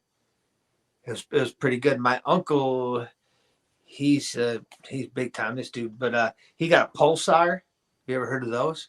No. That does like thermal imaging and night vision. It's like 10 times what those old FLIR used to be. That would be pretty cool. Now my helmet does have the attachment already on it, ready for if I found it to attach it straight to it, and I could just flip it down in front of the helmet. Oh yeah, and that Pulsar one is not a like that. It's like a scope. Yeah, it's a scope, night vision, thermal imaging. You can flip between it or something. Like $2-3 grand though. But I mean, like you said, you got all your stuff in black. I literally have almost every single thing in black myself. Those like 2 bags and size of suitcases and stuff that won't be. If I was running around, I'd be in all black, no problem. And like I said, I'd be hoping for rain of some sort so you can't hear the crunching or like right now, everything's so cold outside. Any stuff that did start to melt the other day is all ice now. So it'd be hard to move around right now. Everything's crunching. But yeah, it'd be nice to have a way to see too. Even if I got ran out of the house or something, I had to come back at night, power's out or something, at least I could see everything that's going on. That thermal image, pretty crazy. You see the heat pattern on it. I mean, it's it's kind of. I've never done any military things or anything like that, but I have played paintball. Oh, that seriously, dude, that's good.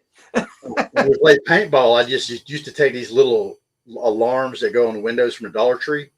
Ding dong. And, well, it was a wee wee wee wee wee wee wee. Oh, I take that bitch on and throw it, then take off running, and they couldn't tell where I was going.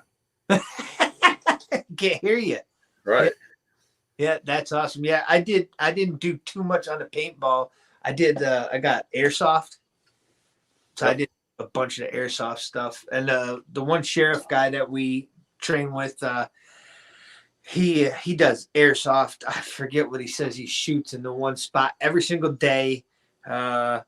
It's something like 500 or 1,000 rounds through the rifle and the pistol. So he's got a AR styled one like I do, but then he's got like his Glock styled pistol for the, so everything's the same, still fits in his holster. And he was a SWAT instructor for years, and he's a retired now from the police stuff, but he still does other agency stuff, I guess. But yeah, he's our pistol guy, and he's just for trigger control and stuff like that. He's always doing the airsoft. And when I did airsoft the first time, it was different. And we did it. I didn't do the indoor stuff. I did it out in the woods a few times.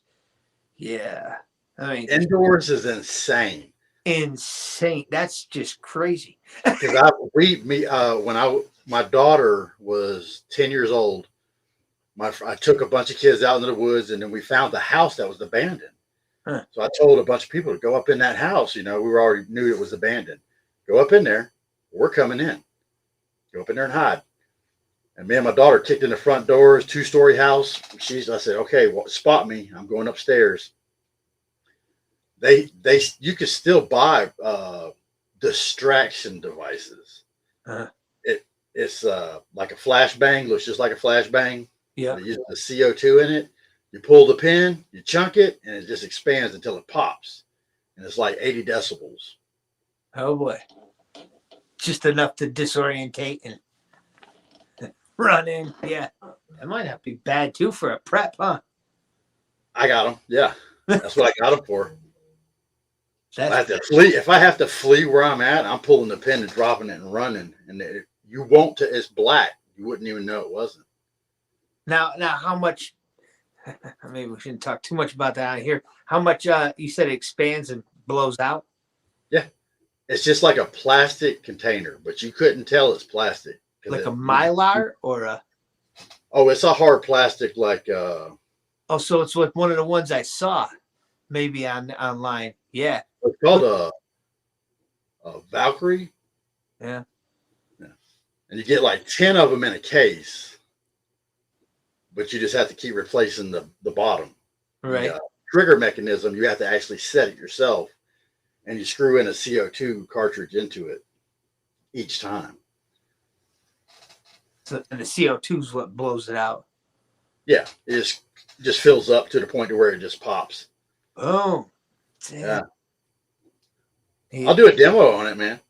What's that? I'll do a demo on it. Yeah. You want to see it? And I think to that guy Tackleberry, some of the stuff, and I got his explosives manual. Anyways, some of the I've shown it on video anyways, I guess. But when we were younger, you're not supposed to have fireworks and stuff in New York, but we used to take like the quarter sticks and stuff like that, and you roll them in glue and put the BBs all around them. I mean, that would be a heck of a thing with a noisemaker like that to like stick BBs to it or something. That way when you're out. They got pretty inventive in paintball. We used to take Frisbees, and I used a surgical tubing and tie them in there, and then I put a dowel in it once I spun it around, and I put holes in the top of it and put tubes in it with a little cap on the bottom, fill it full of paint. Yeah. Step on it, it's a landmine. It just throws paint everywhere. They do have some that run off of blanks. Oh. And it's like claymores. Oh. It actually pops open and shoots paintballs out with the force of the blanks. Jeez, that's pretty cool. So they got real serious about 10 years ago with it. Yeah. Because I was taking mouse traps and putting it like, you know what a highlight cup is? The game, it was like a giant fingernail, and you catch the ball. Oh, okay. I think I know what you're talking about. I would cut a 20-ounce bottle of Pepsi open and put full of paint, and I'd hook it to a mouse trap. You trip the wire, and it would just sling shit on you. I put airsoft BBs in. My wife tripped it one day. Just peppered her, huh? Oh yeah, she was pissed. That is an awesome idea. I could think of a couple different things. Oh, that's a pretty good idea. Yeah, see, You can do chemistry. You know, it doesn't have to be paint. You can do some chemistry with that shit, and once Right. the two chemicals mixed together, you can make stink bombs or something acidic. Yeah. Or something that catches on fire or something that burns of some sort. Yeah. Yeah. Jeez, that's pretty inventive stuff. We've done some of the mousetrap stuff and walk through. I even got some old video of that maybe still.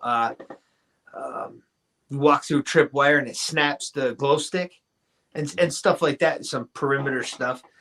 We've always had problems with that perimeter stuff, thinking like, well, okay, something bad goes on, you set up your perimeter stuff, someone walks through there, snap, okay, it'll light stuff up, you'll be able to see them. You could do the primer ones, you could do ones that have lights or any of that stuff on them. But I always think like, or if it was something that makes a bigger mess or whatever, it's going to go off because a deer's going to walk through it or something. I'm going to waste the whole thing because a damn deer went through there and wake up and like, what? Yeah, man. We stopped doing that because we got this one guy. He wasn't able to go into the Marine Corps, so he was still GI Joe gun ho.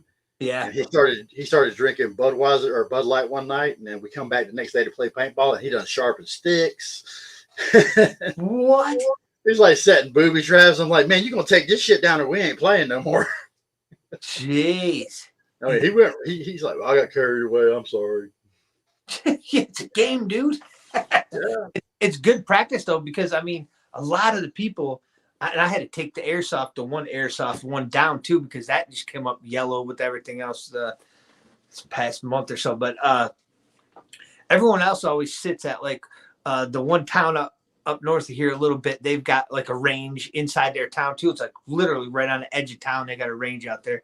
They redid the whole thing, but everybody always shoots from like a bench and nobody moves around, or they'll have a flat range of something. Like sometimes when we do speed stuff, it's just a set spot, but you don't have anything coming back at you like you would. It's more confrontation. It's different when you're boxing compared to when you're target shooting, and that's where I think the airsoft and the paintball stuff is. Oh, it shows you really, because I creeped up a hill one time and I just peeked over the hill, popped right in the head. Oh shoot! You know, and all I could do, because my body jerked because it startled me, and I just slid down the hill on my stomach. And they're like, "What the hell are you doing?" I'm like, "I'm hit." Yeah, and it's. Well, the scenarios that we did, Yeah, was like we would do rescue the hostage. Oh, You know, we would take the guy's shoes, so he'd be barefoot. huh? We'd have to rescue him barefoot. Jeez. We would do medic. If you called medic, one of the guys was a medic. He'd have to run to where you were and wipe you off to help you. You have to go back to the start after he helps you and then come back out. Jeez, yeah, and you're getting the cardio and everything with that. That's I remember running around with the airsoft. I didn't do it this past year, but the year before, you're still running back and forth and resetting and starting from different positions. We did solo stuff and then we did team stuff, and it was, yeah, some of that it was definitely good. It was definitely something I don't discredit. One I of don't them- ever seen T-Rex arms. What's that? One of them we did, which was probably not a good idea. We strapped 3 of the CO2 tanks together, put wires on it, and put a timer on it. And whoever you had to go find it and then disarm it. Oh, So You there was a don't know time when- limit on it. and you don't know when it's going to go off, or yeah. Once the homestead survival is stay there, paintball and airsoft is perfect for moving around. I played a lot of paintball and I did a lot of situational practice. Loved it. Yeah, man, it's good. We did airsoft before too. That was fun stuff, man. That's pretty cool. Thanks for showing me how to do that. Click, click. Ocala has Wayne's World. You could look it up on YouTube. Wayne's World. Yeah. We did the Alamo scenario. We Interesting. were set up in a big. They made a real looking fortress out of plywood, and we had to defend it. Oh my god! And then what are the numbers, like 10-1 coming at you or something, or are they? Oh yeah. Yep. And we had this old lady, man. She came out there with a walker. She walked out there with a walker, and her husband carried her gun with her, and she's just posted up in that window, and she's like, "Little bastard, little bastard, little bastard." All I heard her say, "Little bastard." It's like, got bad grandkids or something.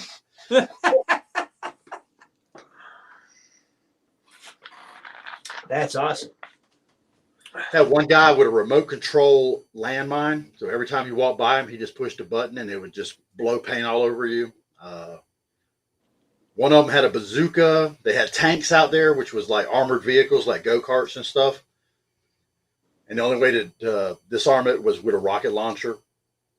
But you'd have to have a referee walk with you, and he had a kill switch to your vehicle. Jeez, that's pretty cool. There's a lot that I should get into it. We got a couple places around here that do the airsoft indoors and stuff, but I feel like I never have enough time for. It's like, what am I gonna do? Like, what's my prep of the day? And then sometimes work too much, and then who knows, the doctor's appointments. The weekends are the only time I feel like I get to get out and go, but I should think about that. Once I move and the other place gets started building, I might have some free time because I'm just going to be sitting in a little apartment off on the side of the city, and it's going to be quiet, and there'll be no kids at that point. I'll probably have to go out and do some, try to get the wife to go with me. I took them laser tagging like, I don't even know, it was a couple months ago, and I think October for the youngest birthday, or was it October, something like that. And the laser tag, they were running around. They got sweaty. It was teams. Everybody was going back and forth. And that was kind of like the indoor idea, but not as painful, so not as fun, I guess. Yeah. I love making ghillie suits, man. Yeah. One of the guy who owned Wayne's World, actually did not even see me because I made my own ghillie suit. Yeah. You know, I used actual the twine, and I tied leaves to a net, and I used real moss, and he didn't see me, and he had this visor that any camouflage, and I mean any camouflage, stood out hot pink. Really? So only natural shit didn't stand out. Yeah. There's a good book that the Sniper's Bible there, the Ultimate Sniper's Guide or something. Major Plaster had a book. And that's when I first started learning about that kind of stuff. And back in the other state that I used to live in, you could have bolt actions and stuff like that. So I started getting into that. And I had a buddy who was a Marine Recon for a long time. And he used to put the netting on the back. I think I still got one or two of them. It's like a one-piece bodysuit. One of the military issued ones. I forget what he called it, like a mechanics one or something like that. But they used to like crazy glue or hot glue like the netting onto the back and all down the arms, and he would set his up based on where he was going. So he would take whatever's natural and mixed in right to that spot and set it up. And those, if you walk away and you come back in 20 minutes or something, you're like, where did he go? You're not going to see anybody. He's putting it through his rifle and all over everything he's got, and he can't see these guys. What I've gotten now was the camo ammo cover sheet. You know, the rippled effect. Oh, yeah. Netting. Yeah. It's really cheap on Amazon right now. I got the black. Yeah. So, and it comes in a 13 by, I want to say 13 by 16 piece. Yeah. And I showed it in one of my videos. I undid it. I'll have to check it out. Yeah. We've got several of the different nettings. We've got like some of the Realtree burlap stuff. Then we've got like the military one that has like a sealed spot and then an open spot and sealed and open, like you'd put up above you or something like that. some of those. You see them cover for vehicles or whatever it is. We've got some different stuff like that. It's definitely an interesting game. The whole camo game is pretty interesting. Just breaking up outlines and stuff like that. It's pretty intense too. If you were stuck in a situation where you were with the paintball thing, but it wasn't paintballs, I mean, it'd be Well, the thing is not to get hit. oh yeah. That's the name of the game. Don't get hit no matter what. Play Ghost. That's my biggest thing. I'll probably be Ghost. See those guys that used to make it. Oh, how come he only made it 100 or 200 yards in a day? Because he was crawling on his stomach, moving like 1 time per hour. Because, and then you hear some of them guys, they have people step on them that are running through there out there. You're like, oh my God. Some of that is crazy. Yeah, I never got to do the military thing, but I got to get off here and take care of some stuff. Have a good night, Homestead Survivalist. I'll see you this weekend, hopefully.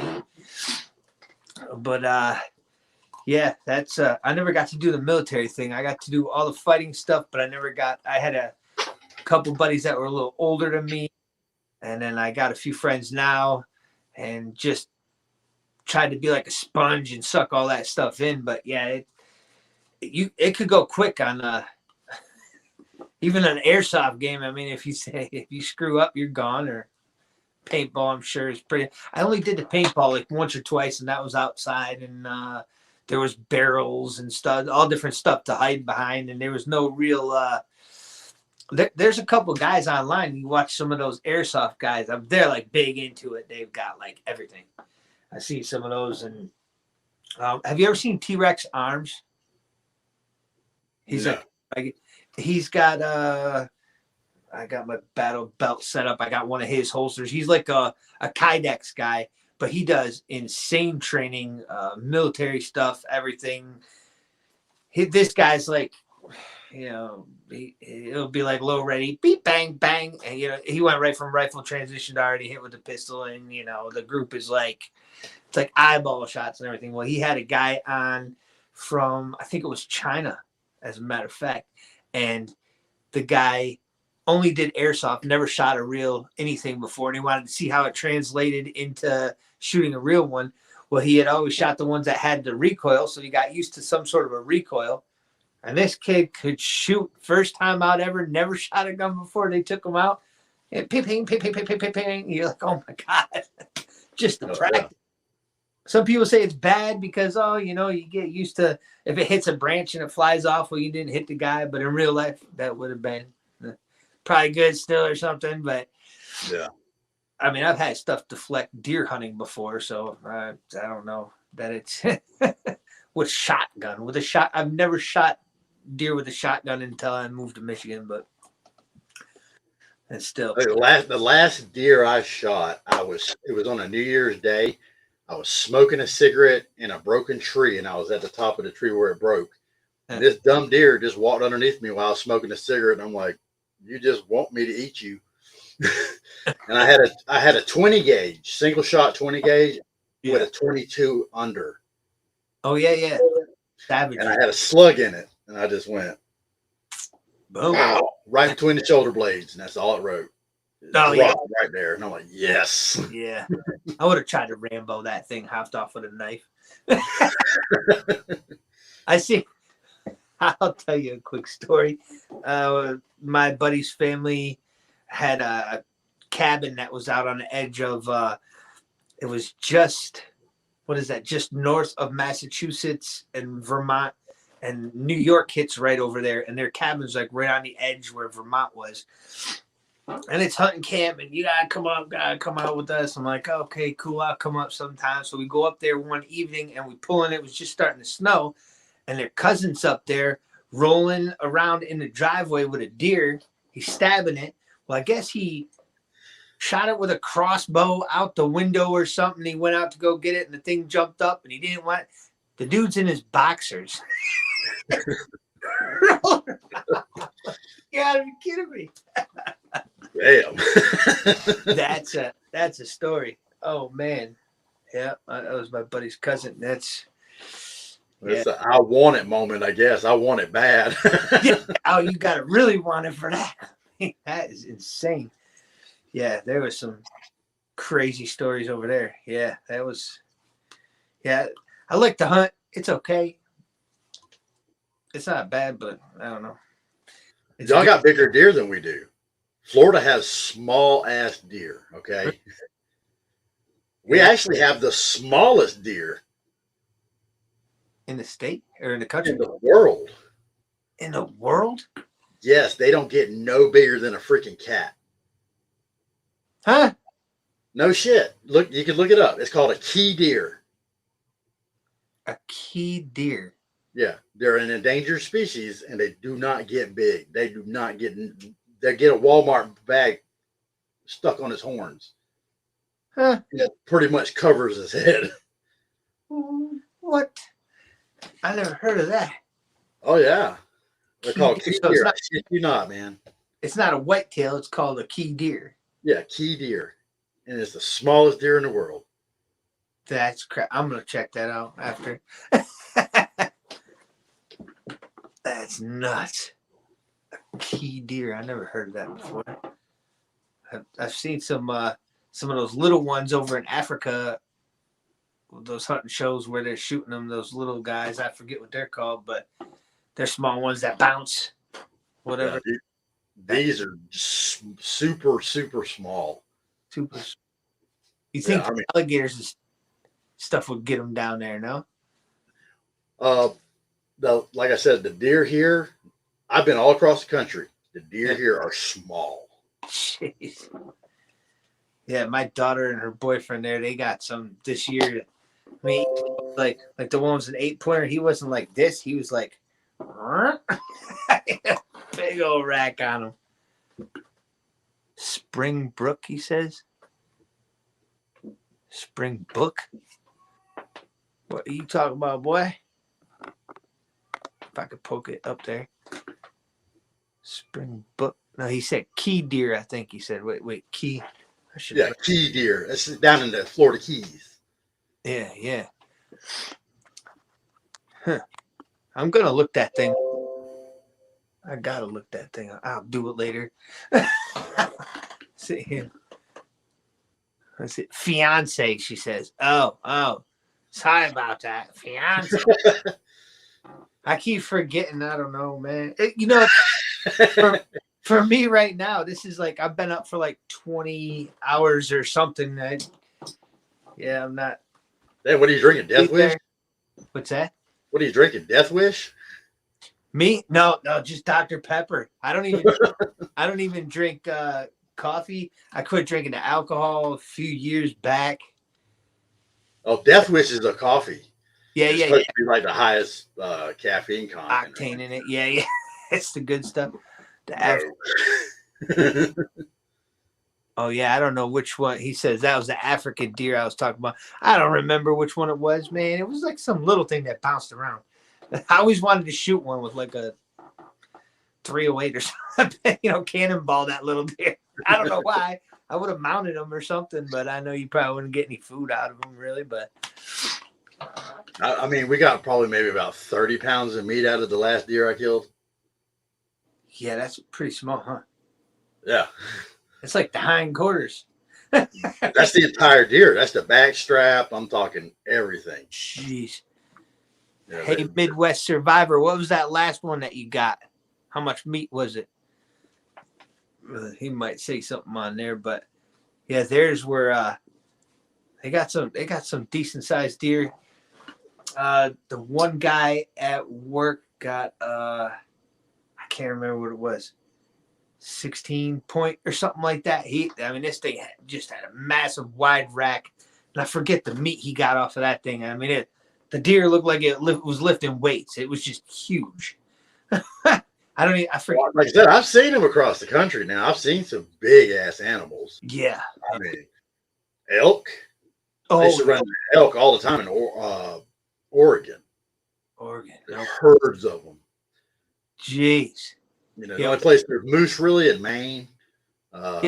We had moose over in Vermont, but it was rare, real rare.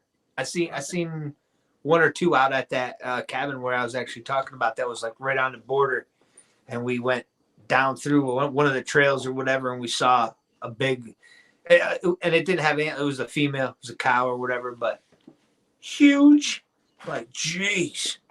Now, I swear, the biggest wolf I've ever seen was insane. It looked like a damn lion. Yeah. It was huge. Now, in the East Coast, I've seen wolves in the East Coast. You know, I've hit them in the East, Pennsylvania area. They weren't that big, like the size of a dog. Right. But out west, but like in Montana, Wyoming area, the wolves that I seen out there were massive. Massive. And Yeah. we had wolves in the Adirondacks over in New York. They had wolves and mountain lions out there too. Yeah, those. Neither one of them were small. they were good size. We got coyotes here, and I think there's like bear up north, and I think there's wolves up north here too. But I don't know exactly how big they are here. But Our bear only get 5 feet. what's that? The black bear, Florida black bear, only gets about 5 feet. 5 feet standing up. Yeah, I don't think they're very big here either. The ones over there, I think, were a little bit bigger, but yeah, black bear's not too massive, really. It's kind of a. Now, the ones in California that I seen, they were big. We stopped because the whole family, the one bear just stopped and looked at us, stood up in front of the semi, and I'm like, Oh damn! "You're not going anywhere." And then here come mom and the cubs just going across the road. And then once they all got off the road, the daddy, I guess it was the dad, Yeah, went about his way. that was a black bear. I think so. Yeah, It might have been a brown bear. I mean, I was just like, "There's a fucking bear in the road." yeah. Yeah, I know the brown ones are quite a bit bigger than the black ones, and then there's like polar bears and Kodiak bears, I guess was that other one, but that's like Alaska or something like that. Yeah, I've been all the way into Washington State to the very top where they got totem poles and shit. Yeah, And I've seen some bear out there that are just scared the shit out of you. You're like, I'm not stopping. They'll look in the window of the semi truck. He can look in the window. yeah. Oh yeah, he says the cougars are coming back in this area. Yeah, we had some.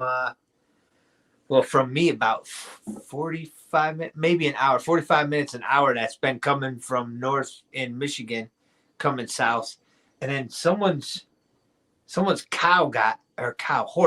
horse got hit too, that we heard about through one of the guys I know.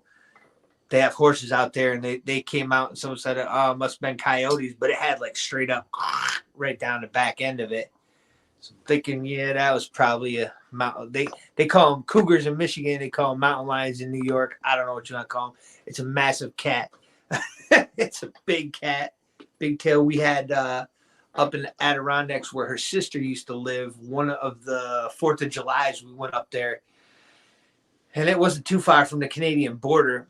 They got Lake Champlain up there, and there's just every crazy animal, every poisonous snake you could imagine. It's like wilderness. You don't have a neighbor 3 miles down the road or something. It's just complete wilderness. And one of the neighbors down the road or something like that, the kid was out back. He was about 14, and the dad was coming home from work or whatever, pulled up in the backyard, and one of them had bit the boy on the head and was dragging him into the woods. And the dad went down, and I guess he had a pocket knife or something on him. He was trying this, and they were fighting back and forth. They both got, I mean, they were stitches. They got, that mountain lion was trying to take the kid in. The kid got holes in his head from where it bit in. Mm. That's a cat dragging a 14-year-old back into the woods. Gee. He got lucky his dad showed up on time, but that's the kind of stuff. Woo! A little bit different than the city when you got the woods coming out to eat you. Well, I live in Florida, man. Everything here is trying to kill you. Yeah. We actually have saltwater crocodiles here. Saltwater crocodiles. Son of a. Yes. Yeah, and alligators taste good. I've eaten one of those. Or had it. I like There's caiman.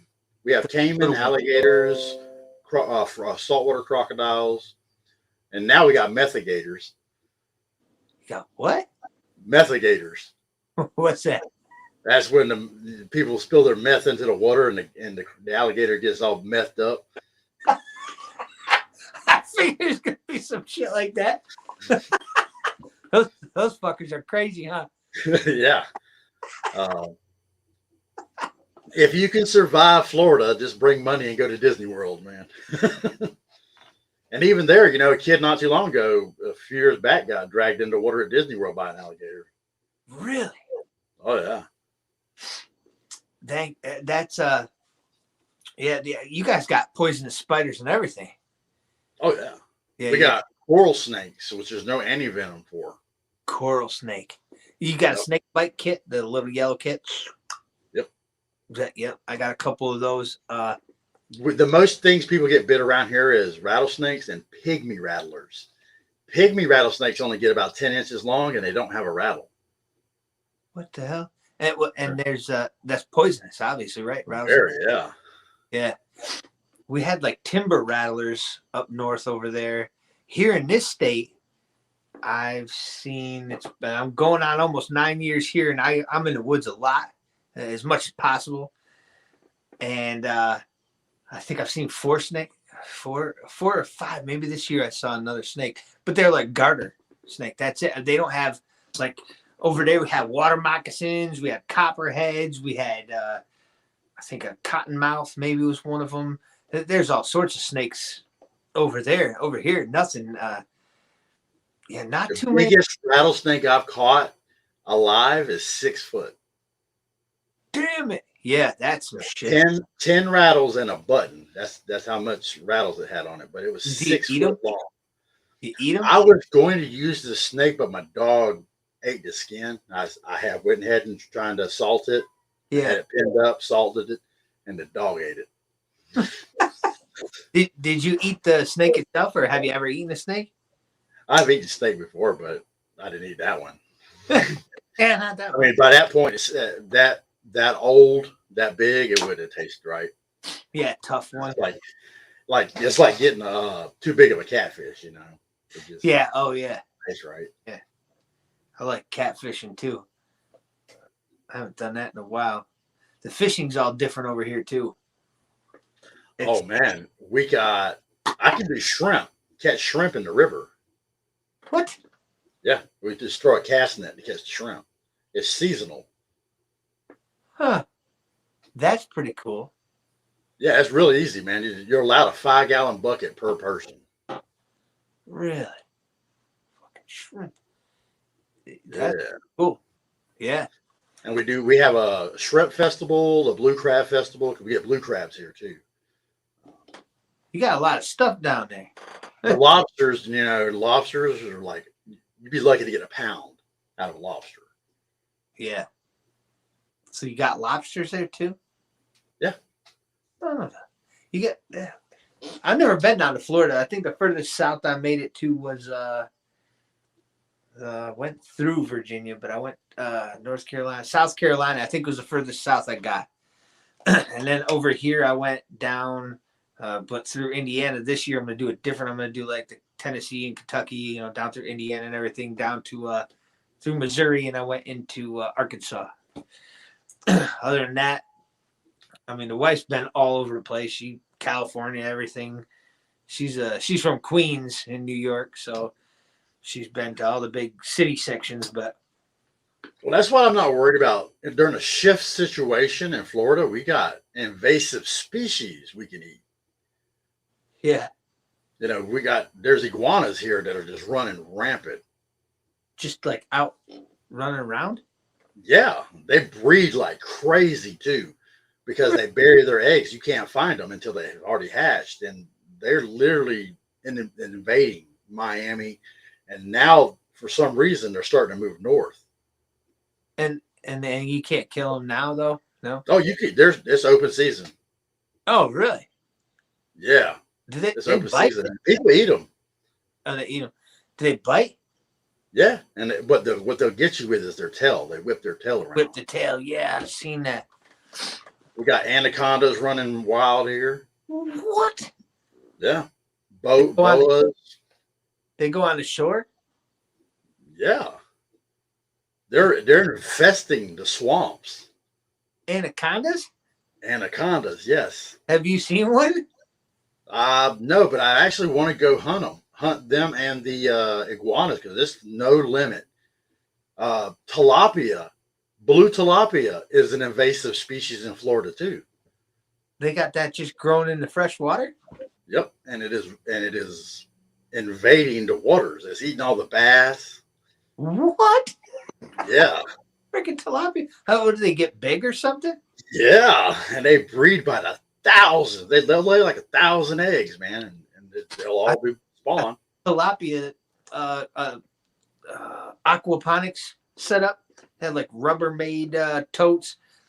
So like their shit goes up and it up the pump and the pump pumps up the water through to the plants or whatever, and then stuff coming out the plants goes and feeds the fish, and their shit feeds the plants.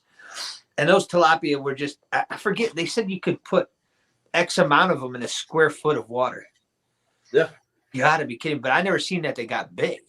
Yeah, they're invasive too. There's like three of them that's invasive: a yellow one, a blue one, blue tilapia, and if it's a gold one or something like that. So can you during all them hurricanes that we were getting hit real bad, all that shit got loose. Jeez, that's how they started out, huh? So, is there a limit on those if you catch them or no? No limit. You're allowed to bow fish them any which way you can. And they get big too, huh? Oh yeah. There's videos on YouTube. I'm gonna have to check that out too. Yeah, invasive species of Florida, man. It is no limit on any of those things.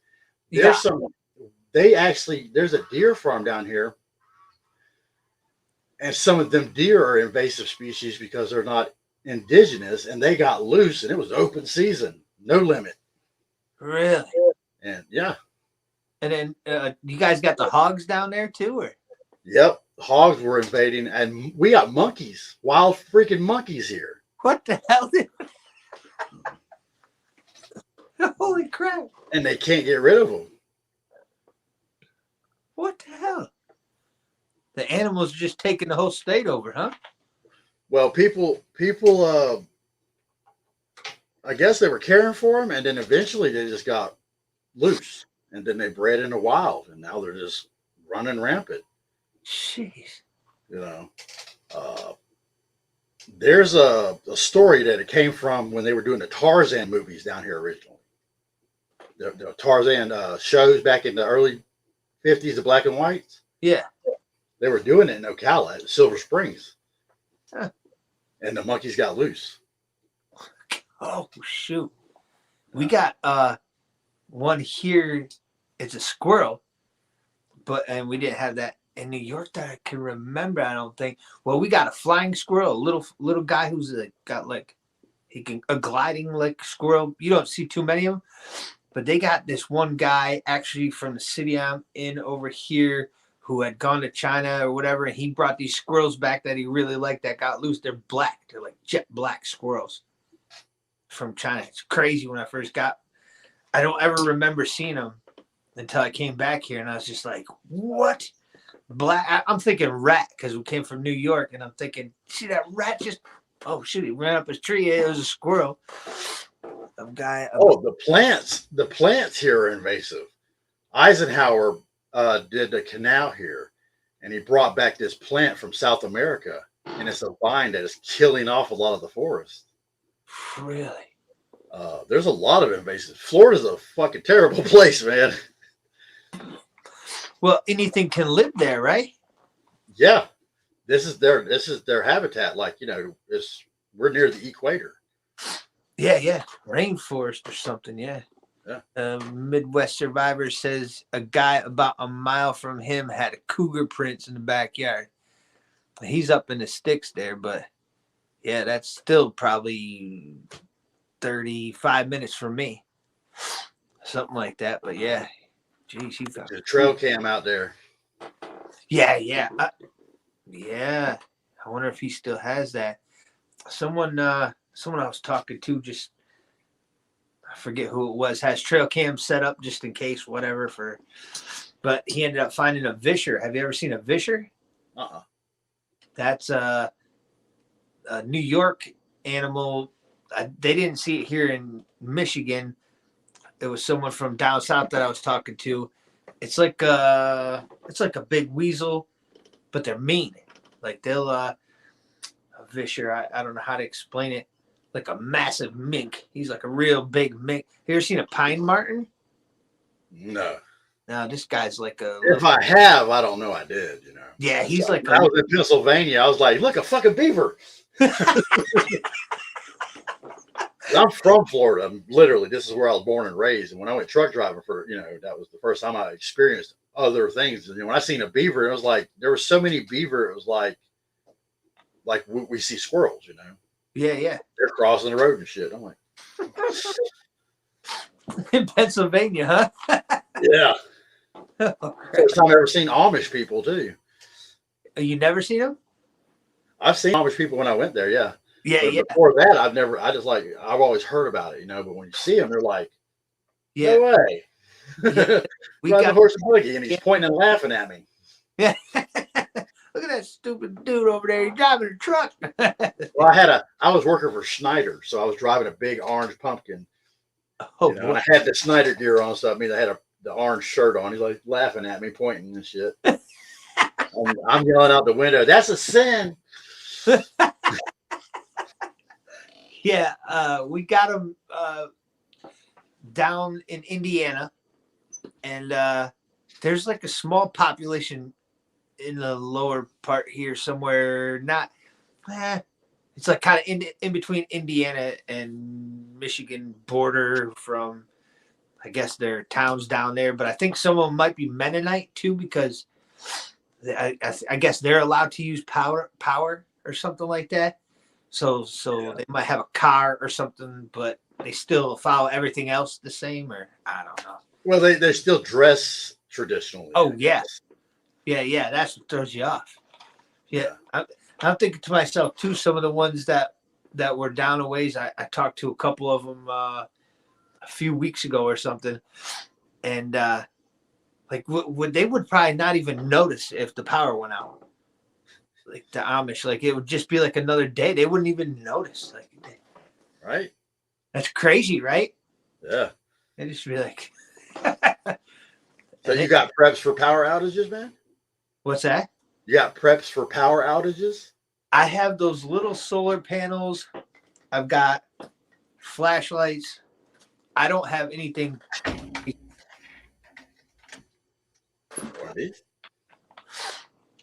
Yeah. Power bank. I don't have one that big. No. I just It runs 110 watts. right. And you got the panels for it. Yeah, I got an 80-watt solar panel for it. Yeah, and I was debating on. I was looking at some at Harbor Freight because I was like, God, these are cheap. I'm just gonna go that route or something. And they didn't really have many of the batteries. Then there was Jackery I looked into, EcoFlow. And there's another one. We got a Sportsman's Warehouse here now, and I forget the name of the brand. They have this like fold out panel. It was like in a hard case or something. I think it was $250, but just for the panel or whatever. And it was like a couple 100-watt panel. I guess it was on sale. I forget what the overall. Start thinking like a truck driver. You go to the truck stop, you can get you a 3,000-watt power inverter, and all you need is the deep cycle batteries. Huh. And start thinking like if you were to go fishing, 12-volt shit. Yeah. That's how I ran a lot of through the hurricanes with lights was through 12-volt lights, 12-volt fans. Yeah. No kidding. Yeah, because Use the power inverter. You just have to find a way to charge the batteries. The deep cycle batteries is all you need to the solar chargers. Right. Yeah. We get some blackouts, but not once a year or something. I don't know if it's even. From what I hear, South Africa is going through a lot of them every day, every week. Really? Oh yeah. There was a guy on one of the shows the other night on Ghetto's show was talking about that. It goes off every day for 2 hours. Jeez. They don't have the infrastructure for it. I heard something else too, like Turkey or something had some blackouts or something that they were cutting power down. And then I even heard something about China had to shut down X amount of stuff for a little while before their last little wave thing that they had there or whatever. They had to shut it down to keep certain other things going or something like that. And it was, yeah, that's interesting, especially with all the talk of the clean energy and all that. They think these like EV, the electric vehicle stuff is going to do something different, but like, where do you get all that? To make the electricity, you're using the coal anyways and the, natural gas and stuff anyway. So it's like. Have you ever seen National Geographic's American Blackout? Yes. That was the first year we moved here, I think, because I remember it coming on TV and it was done in New York or something like that, right? That was the one? Yeah. Well, they did one that was like a TV show. It was a hypothetical, and then they did an actual one as a documentary of what happened. And then the UK did one too, where it was just out for like a week or two. Yeah. And people lost their shit within about 2 weeks. Oh my God. When I was still in New York, I lived up by Albany and the capital up there. And well, from New York City to Albany, there's like nothing in between, maybe Westchester County, right alongside the Bronx or whatever. There's still a city. I lived there for like years. And when we lived up in Albany, the oldest, KK there, she's just born. She's a March baby. And we had a power outage in, geez, it was that year. It was like, she was like 3 months old. Maybe it was like June or July. And the power went out and everything went out. And it was like, okay, no big deal, whatever. All the stores had the generators going and stuff and everything was whatever. And I was doing a masonry still in construction. They're like, we're going to shut down and then we'll get a hold of you. They're saying that one of the whole grids went down or something like that. So it might be a day or two, just hang out at the house. We'll get back in touch with you. This is pretty much before the whole cell phone thing. So you didn't really, you had a landline or whatever. Well, it went down and that means all the cameras are down. So by that night, oh my gosh, people were just crashing windows in stores and same night. And we had no way to do anything. I think we lit some candles and you didn't want to leave the windows open where we lived at that point. It got hot and it was dark and that lasted for, I don't remember. So that was 2002. I don't know if it was like 5 or 7 days, something like that.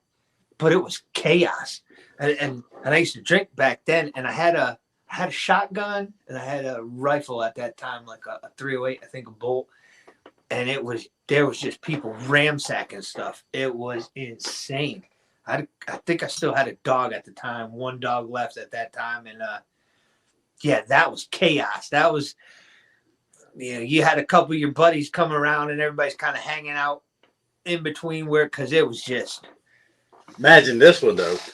When my daughter had her baby, my grandbaby, yeah, a hurricane just hit. No power.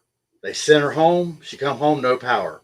I come rolling up with the semi truck with the power inverters. I had a generator on the back of the semi truck that's built into the semi truck, and I ran extension cords from the semi truck to run the house. Oh shoot! Yeah. So I was running lines inside the house, running the air conditioning, window units and shit. And that's how we lived. We didn't have water for 2 weeks. She just gave birth. So damn. Now your water prep. Now my preps are. I have a propane hot water heater. Very nice. That's my prep. I keep it always to the side, and it works good. It's an Insta-Hot thing. And it runs off a little propane cylinder. I did a video on that. Very nice. The water we had to go down the street, and it's a free flowing well that just flows all the time. That's how we got water. Nice. But the food, there was no food. Yeah, because all stores are closed. Yeah, they threw all the meat away.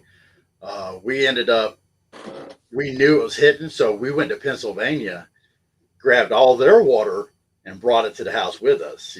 Bottled water and canned goods and shit. So, Yeah. Jeez. Yeah, you but guys. it just to show you prepping 2 weeks, man. That's a long time. It's hot as fuck.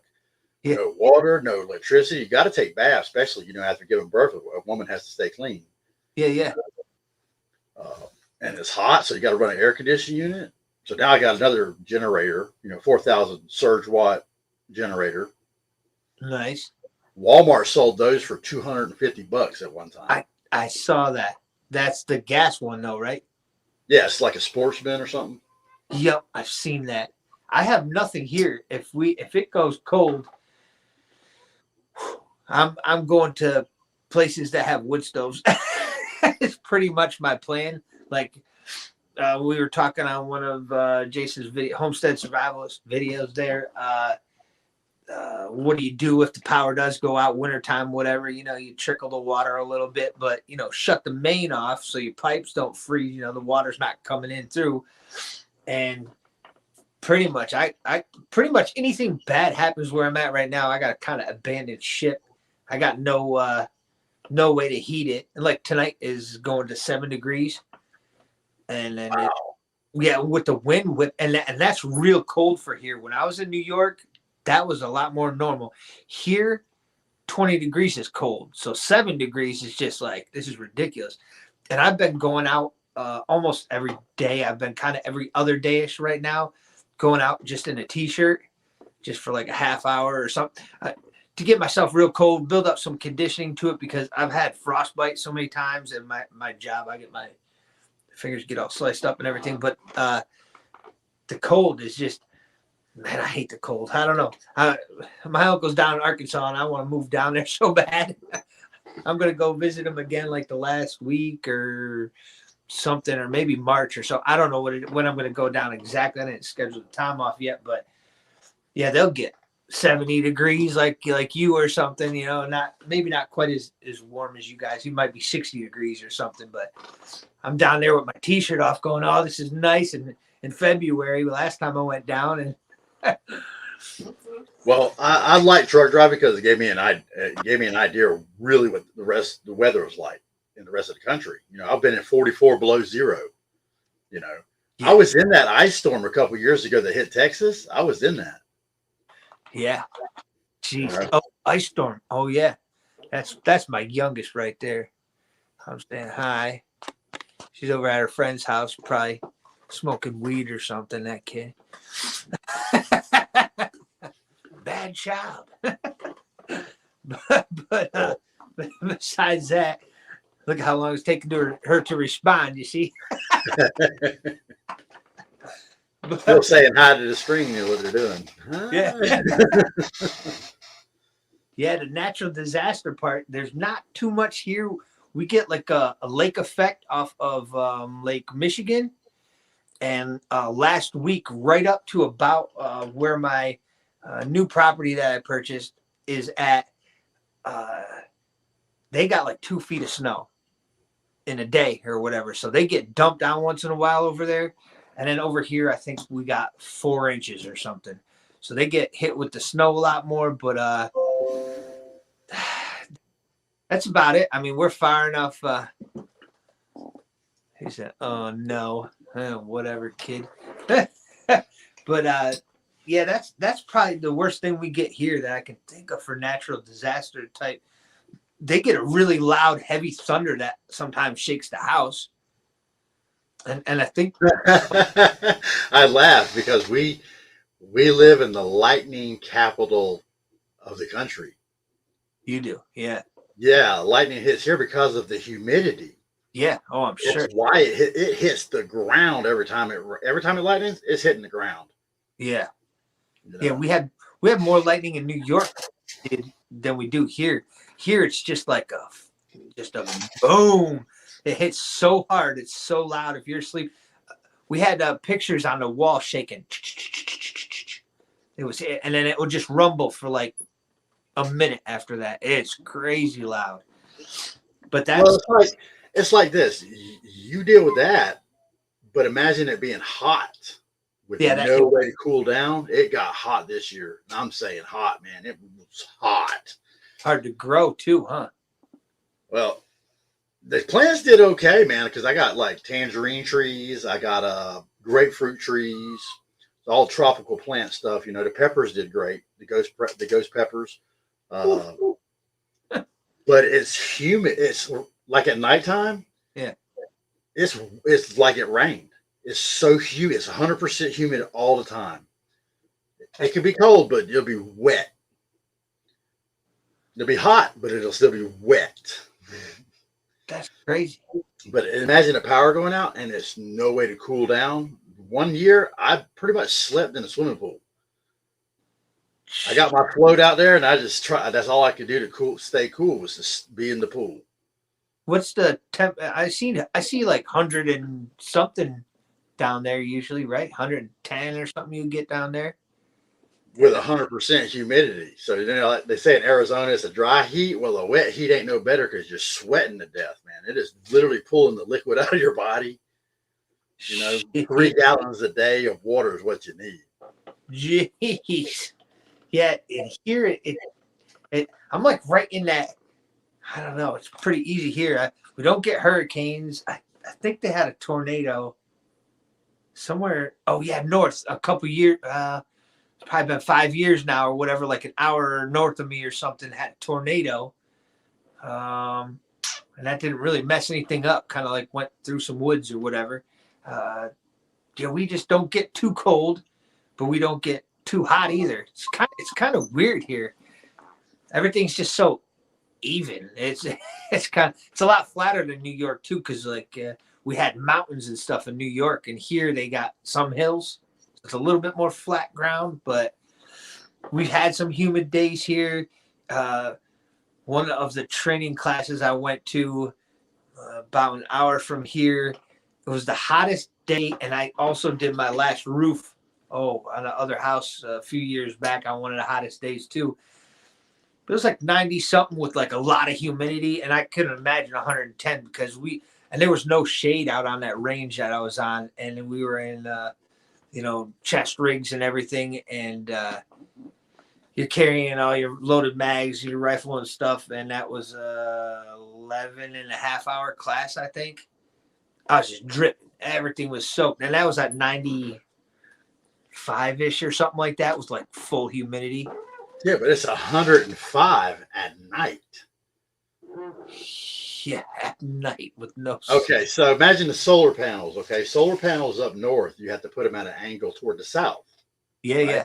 Okay, so in Florida, that solar panel is flat because we're so close to the equator. Right now, the sun comes up more south, but in the summertime, that sucker is right on top of us. Yeah, it is fire. And nowhere to hide.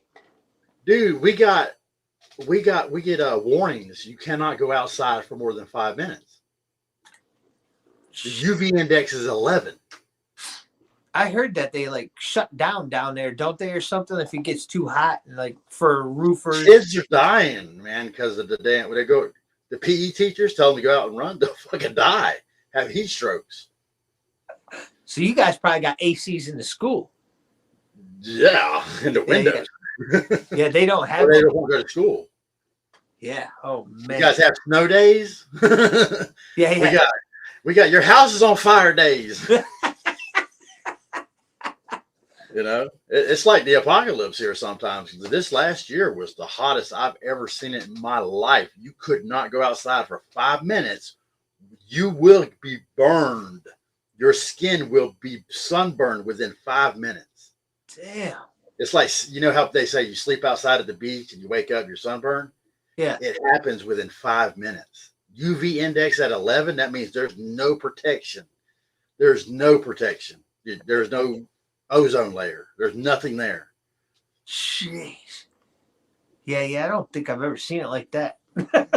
Yeah, the kids can't go outside. They won't let them go outside. It's too hot. You will die. There's a temperature where humans just can't survive with the humidity at the right place.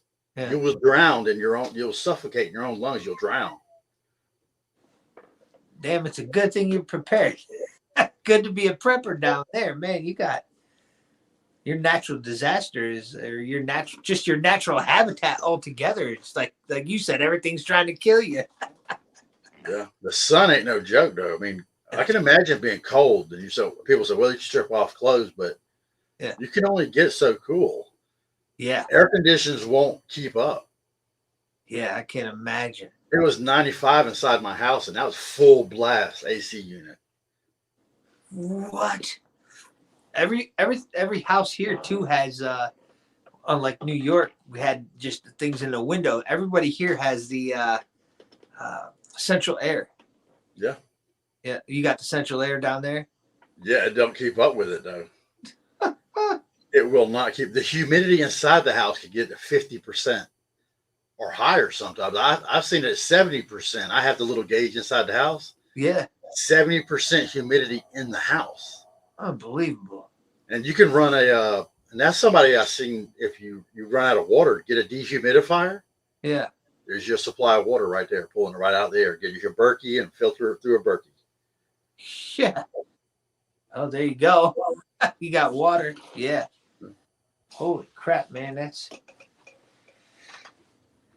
So be careful coming here in July. I made the mistake of camping in July, and the bugs will eat you alive. even you guys don't have My daughter's boyfriend went with us camping, and his arms was eat up by these bugs. They call them no-see-ums. no-see-ums. Yeah, I've heard of that. Yeah. Get eaten right up. Yeah, man. Yeah, I don't know. I don't even know if I want to visit down there. I told people when I was in truck driving school, they said, "Man, what do you live in, Halloween Town?" You know? Yeah. All the creeper crawlers and all. You guys got scorpions there? Oh yeah, You got scorpions too? wood scorpions. Yeah, and it's like fire. They'll crawl in your bed. What? Yeah, all they need is just that humidity. Dark, humid place. Dark, humid place. And that's Anywhere under your house and in your walls, and at night it crawls up in your bed. What the hell, dude? Our spiders here, man, we got banana spiders. Big ass spiders. You fall asleep outside, you may wake up with a big spider on your face. Jeez, what? You So have to dodge spider webs when you walk outside. Yeah. So you had to build that back spot for yourself, the second studio area there, huh? Well, it's next to my bar. I'm just getting closer to my bar. That's all, really. I just go out there to shoot pool. Yeah. Oh, that's cool though. Yeah. Yeah, that's a lot to deal with being outside. Man, I don't know if Jason there, he says when he goes down to visit wherever he said it was, he said it when he comes back, he's just like ready to be back in Michigan. He's like, I don't have to watch out for nothing. There's nothing here that's coming to kill me. Like over there, they had some big snake at one of the houses he went to go work on. Crawled right up to the front door. The old houses, they moved to old house and it was infested with rattlesnakes in the walls. What the hell, dude? Yeah, and that was on a river. That was near the river. See, you guys must have like really good insulation on the houses too, though, but for the different reason, for the heat, I guess, huh? Yeah. Houses are built a little. Imagine what it was like before they invented the air condition. You know, all they had was swamp coolers, which just lowers the humidity in the area. Yeah, how could you? Yeah. Which is basically you have water and it's spraying a mist, and that's how you lower the humidity. Really? Yeah, that's nuts, man. I couldn't even picture that. I thought about moving, but I've been to all these. I don't like Mississippi. I've never been. I lived in Tennessee, and that was crazy. Crazy. Yeah. Crazy living in Tennessee, man. That place is just nuts. Yeah. If you don't pay your taxes, the fire department will not help you if your house is on fire. They will not come. You have to pay your fucking taxes. Wow. And I thought about house tax, your property tax. You don't pay their property tax, you miss your property tax. The fire department says, "Well, we ain't coming." That's Because crazy. the garbage, where do you think garbage goes? You have to take it to a place, and then you get taxed on that because they have to take it out of state. Really? Yeah. The country out here, in the city, they got the dumpsters. You got to pay. It's like $35 a month or something like that comes out to, but you pay every 3 months or something like that, kind of like a water bill or whatever. And then we have in the country out there, they just got burn barrels. Everybody burns the trash. That's what they actually said. Well, you'd be better off burning your trash. That's what they told us in Tennessee. I said, well, I don't live here no more. Fuck this place. I stayed there about a month. I said, fuck this. It was a whole nother world, man. Yeah. I've never been there. When I went down to Missouri and Arkansas and stuff, I went down through Illinois, which this time through, I think I was thinking about doing that Kentucky, Tennessee. It adds a couple hours on the trips, but you can bring everything you want with you. So, Remember, Kentucky just got hit by that tornado. yeah. That's where Bear Independent was down there. They're still down there, I think. Yeah. Angry Prepper went there too. Angry Prepper did. Yep. Yeah. Oh man. Yeah, they do a lot of stuff. Those guys are right in it. I've been through all those states, man. Like I said, Kentucky, not my cup of tea neither. No? No, the mountains there are just wicked.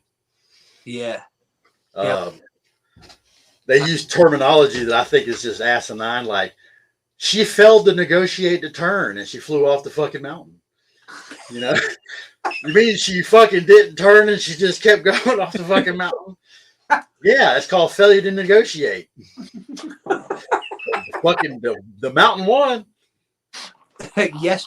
Yesterday we had someone fall asleep about an hour north of me here, and there was a overpass and an exit ramp, and the guy, he passed out. So instead of the exit ramp, he went in between both, and he pulled like a Dukes of Hazzard over the road. Damn. And believe it or not, I guess he's still alive and whatever. I mean, I saw the video, and it was on a big highway, and it's 70 miles per hour, but he passed out. So I don't know if he hit the acceleration or what. That guy launched. I mean, he went up over the road that was up there. I mean, I just saw the video today, actually, just about an hour from here. And this guy just right. Pennsylvania wasn't too bad. I didn't live there, but I did a lot of work, working trucking there. I hauled for Harley Davidson out of Mechanicsburg right there and took it into Wisconsin. That's pretty cool. Yeah. Oh, yeah. Because I had the Harley trailer. Yeah. Yeah. So everybody liked you when you went by. Hey, Harley guy. Yeah, man. The bikers, man, there was always beep, beep, beep. Yeah. Hell yeah. Pennsylvania, not a bad spot. I've been a lot through there. My family's got an old house from when it would be my great grandparents came to this country on the one side of the family. And that's it's not in the city. It was out. I think it's called Milford, Pennsylvania, or something like that. And pretty much anything besides Philly isn't bad. It seems like everywhere I've gone over there, it was pretty nice, pretty laid back spot.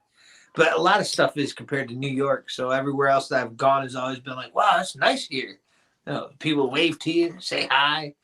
I did deliveries out in the countryside of New York. I did not like New York City. No, it's not fun. I hate New York City. I hate all the big cities. LA sucks, man. Yeah. Oh, I'm sure. Yeah. You think traffic's bad in New York, LA? Dude, you'll spend 7 hours moving 5 feet. Yeah. Yeah, I can't. That would drive me nuts. Yeah, I still got family down in the city, and New Jersey now? That fucking sucks. Jersey? Yeah, Jersey City. Oh, I hate Jersey City. Yeah, I've been through some of that crap over there too. Yeah. Fucking assholes in Mercedes SUVs want to slam on the brakes because they just didn't like that I cut them off. You know, they're trying to just kill me. Right? This guy's fucking cussing up a storm, and I'm like, I can't hear you, dumbass. Oh boy. The worst city I hate the most is Atlanta. Atlanta? Yeah, that's a dangerous motherfucking city. They'll shoot your ass. Yeah. Yeah. That's. I heard there's some spots like that in Tennessee or something too. When my uncle was going through, he said that you gotta watch out being in the wrong neighborhood over there because they'll just shoot at cars. Knoxville, yeah. Murfreesboro. Yeah. Yeah. Now Right. Portland's not that bad. I definitely would not want to live there Yeah. because the homeless, what you see on the news, it's worse. It's worse than that. I've been to Hollywood. It's disgusting. Yeah. The homeless people are living on the overpasses. Yeah. I watched this guy. I like the economic stuff too. I was into the stocks pretty heavy and all that stuff, but Jeremiah Babe is his name or something like that on YouTube. And he goes around and shows the tent cities all around California. He's actually, I think he's moving to Tennessee or Kentucky, one of them this coming year. His house has gone up like 3 times in price or something over there. And it's crazy too, because all the people are leaving California, that the prices are still going up over there. But he shows just homeless, like he'll go around with the cameras and, the one day he was handing out dog food to all the homeless. I mean, he had some canned goods and stuff too, but he had found dog food real cheap or something like that. He said in these homeless camps, you wouldn't even imagine everybody still got their dogs and everything. And he's like a dog. And they're shooting up right on the side of the road during traffic, man. They're literally just shooting up. It's insanity. They don't hide it. They're not even hiding it. They're out in the open just shooting up. Jeez. Portland is like that. Seattle was like that. I was in them places back in 2020 in January when it all started. Yeah. And I got reprimanded for buying a mask and wearing it into the customers. They called my company and was like, "Hey, does he think this is funny?" And I'm like, "Man, I just heard news reports that there's an illness going on, so I bought a mask. They're sick." Yeah. They were locking down Seattle when I was leaving, and the guy escaped out of the damn hotels they took over with the military. They're trying to catch his ass. Jeez. Well, I should probably let you go. I got to get up. I think it's getting about to my bewitching hour. I'll be up at about 3 a.m. Something like that. But this has been a lot of fun, man. Well, I appreciate you having me, man. Yeah. And we could do it again sometime. We got emails now. We can, if you want to let me know when your Prepper G game is or something. Yeah, I'll try it. And I think the Homestead Survivalist said he'd give it a shot too, but I'm probably not going to do too good with that one, but it would be fun. Oh, we make everybody cry. You'll be a liberal. You will want a safe space when you're done playing. Because I'll tell you, I don't control it. I'm just a host. My daughter is the one who actually does all the research and formulates all the questions and creates the whole board. Jeez. It sounds like fun, though. I mean, that's all it's really about. Like I said, the first season, I gave away a bunch of prizes, but then people started getting a little bit discouraged about playing because it was really hard on them. You know, things you probably should know. What kind of prepper are you, man? You know, like I said, how much food did you say you have? Yeah. Does your family really eat Mountain House? Yeah. Do they eat Mountain House? Yeah. I got it on video, but they were eating the and we were just gonna do that possibly tomorrow too. Cook some up if I was gonna go take a hike or Sunday or whatever to let the. If I might suggest, Yeah. double the time. Double the time you when you put the hot water in it. Make sure it's hot. Double the time. It really makes that meat soften up more. Yeah. Not so hard. Yeah, we've had we had some of it. I can't remember, like what was it, beef stroganoff or something like that. And then I got the kids I put a video up on it. It was a few years back, several years back probably, but the ice cream sandwiches, they were tearing those things up. So let me try that. I've had them all. I've tried them all. Beef stew is really good. Yeah. I love the lasagna, the chili mac. Yeah. I didn't like the chicken and rice or the chicken or the teriyaki rice. I didn't really care for it. Yeah. That's my personal opinion. Yeah. But the spaghetti was really good. My daughter loved the spaghetti. Yeah. The chicken and dumplings, freaking awesome. Tastes like chicken pot pie to me. Chicken pot pie. I don't think I've had that one. Yeah, it's good. The breakfast ones, get all the stuff in it. It's a lot better. Yeah. I could probably show you. I got a couple of them in here. These are some of the ones I've tried. I know I said I gotta go. But this was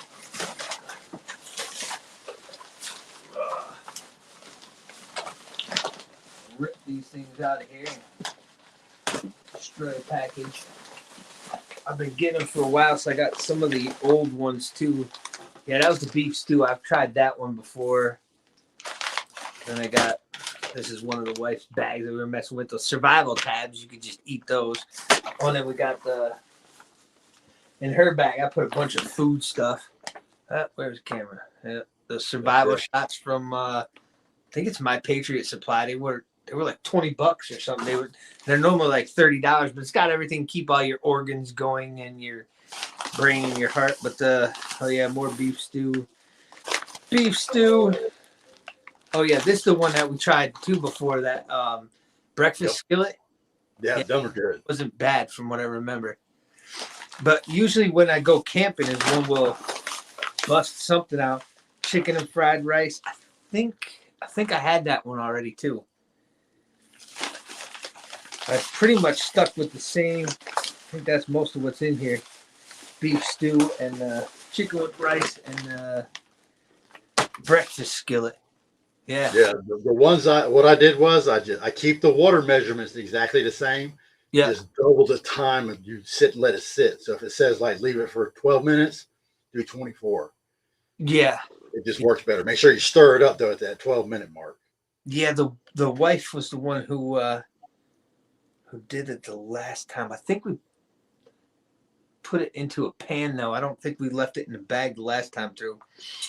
We only went camping this one once last year, I think, something like that. But what kind of tent you got? What's that? What kind of tent you got? This year, I got one from the Homestead Survivalist. That was his old tent. I don't remember what brand it is because he's got a whole army of kids. So, like, every year he breeds so much that every year he needs like 5 more person tent. I mean, it's ridiculous. You go over to his house, they're just running around. All these little Vikings are all over the place. I got the Snug Pack bunker. It's pretty expensive, but it is worth it. Yeah.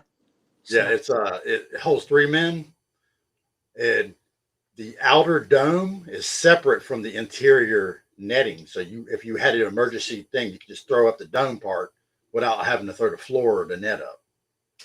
Interesting. Yeah, the one I had before this was like I still got it. It was like a Coleman or something, and I got I don't know what this one was. It was the first time I just got it from him this year, and we just took it out, threw it up. It was bigger than the other one. I didn't even really video while we were out there this last time. I was just. Well, I've got a video of mine. It's a low profile thing though. I can sit up in it, but it is a very low profile. Interesting. Yeah. I've got a doors. Oh, okay. Yeah. I've got a small one. Geez, that's a cheapo too, though. It was like Ozark Trails or whatever, a 1-man. And that was a real low one. You kind of crawl into it. It's like literally just to sleep in. like almost like a cocoon tent or something like that. And Yeah, I've got a couple of those. They actually sold down here for $5. $5. See, I caught it at the end of the season. No, but yeah, I think mine was like $10. I think it was $10. They And were selling them mountain houses for $5 here. I caught a sale not on these ones. I put buckets together too, so I'll take like some of these loose ones and I'll throw them in 5-gallon buckets with the water filter and with maybe a food rations bar or whatever, and I'll stash them off to the side. But I caught a sale at the one store. We have a store here called Meyer, and they had them on sale for $5, and I filled up 2 or 3 buckets with them, and that was cheapest I've seen them. I think on Amazon even right now they're like $9 or something, and in the store here I think they're $10. That's why I've been buying that August Farm stuff, and I have not eaten enough of that stuff, and I don't like pancakes, so I get these buckets, and the wife loves pancakes, so I figured there's always something in there that she'll eat. She is like picky. She's bad, and she's got stomach issues. Sometimes she's got upset stomach. But all the mac and cheese stuff that's in those, that's all decent enough if I had to. I mean, same thing with the Dollar Tree beef stew, the cans. I mean, I'll eat them. Yeah. They're actually better than some of the Campbell. What was that Campbell one that I just had recently? I was buying a couple different kinds of cans because I know there's like beef shortages and prices going through the roof, and so I mixed and matched a couple of the Campbell's ones. I don't like them as much as like the Dinty Moore or the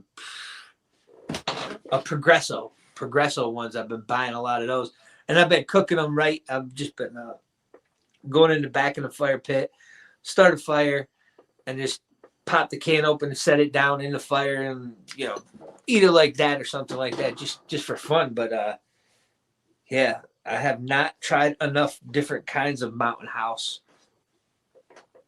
to like, I don't know. I should probably do that. And I've had some of the August Farms, but I'm kind of just rolling with it. Like I'm getting it. I've had all the food ration. I got I thought there was one in here. Make sure you keep an eye. If you buy the bread, like you're going to make the bread from Augustus Farm. Yeah, I've got some of those. Some of those, yeah. These are not that tasting, but you need some water. Yeah. You need water with those. That's like a fruitcake, man. What's that? That's like a fruitcake. Yeah. Something. Yeah, I mean, 400 calories. That's enough to move you around for a little while. But I had bought a bunch of those a while back, and they're starting to get past expiration. I was like, whoa, we got to bring these camping, or we got to take them to work instead of granola bars. I like granola bars, and even like the Quaker Oat brand granola bars. Those things you just showed, they don't last but 5 years, right? So. No way. I just ordered those off Amazon. The last one's like a box of 58 for like $13, and I had like 3 different kinds, and I'm okay with the different kinds in there. And I bought them, and I think they expire in like November or something, October. But I just throw them in the car, and then when I'm at work, if I need something, or if I get stuck having to walk home, or if anything, 58 of them is quite a few. That, I mean, I could eat 4 or 5 of them and keep going for a little while or something, and I could start eating them, a month before they start to go supposedly expire. But I could just eat them and get more and stuff. That'd be several meals. 58 damn granola bars would be too many. I've been trying to look for that stuff that's more it's more ready than amount. I don't have to stop and cook it. Right. Something like that, but I don't know. I just got chili in the can, or chili. What was it? There's a brand that's like a pack that's like the Mountain House is packaged up, but it's already liquefied. Oh, I'm trying to think of it now. I saw them at I've never tried those.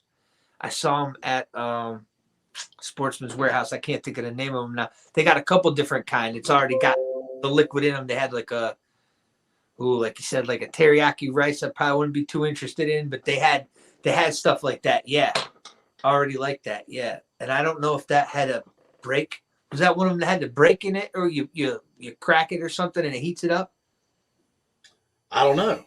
I actually haven't tried it. Oh, okay. I Yeah. bought it. I can't find it now, so maybe somebody ate it. Yeah, I should stop back over there and buy one of those now that I think about it, and just to try it out. But they didn't have the shelf life either, like the Mountain House, and that was the big thing with the Mountain House at first for me. Mountain House and Augustin Farms. There was one more brand that I had. Wise, Was it? Wise, and I'm- Eddie Wise, and Yeah, I might have some Wise somewhere. I think we might have. And then what? Me too. Since I'm here, I literally don't have.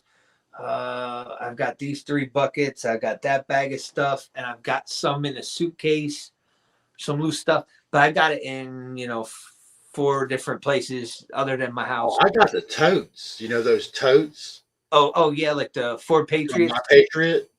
Yeah, I got the totes. are they good? The food's all right, but you're not getting the value you think you're getting. Them totes aren't that big. Yeah, they're thin, right? Thin totes. Well, they're not even that big. I mean, they're about the size of well, shit, I can't. They're just not. They're not as big as they look on TV. Right, They're really right. not. They're zoomed right in on it when they're showing it. Yeah. That's the other brand I bought that we ate a bit of when the 72-hour kits go on sale from My Patriot Supply. Mhm. My Patriot Supply had a 72-hour kit. I started buying those the first year we were here. We've opened those. I've ate some of that.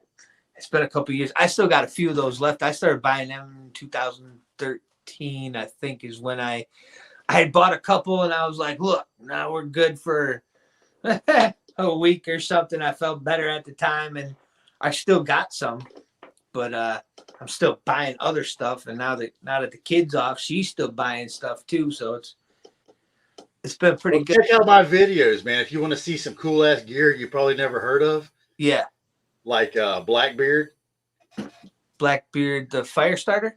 Yeah. Oh, you know. Okay. Yeah, I heard that one. yeah, Blackbeard. I bought the whole kit. I bought the pouch, and then I bought the separate little things. And the kit actually comes with a magnesium rod instead of a ferrocene rod, and it's as big as my pinky. Really Oh yeah, nice, huh? yeah. That's what I was using on that. Trying to start that Handle. Yeah. Nice.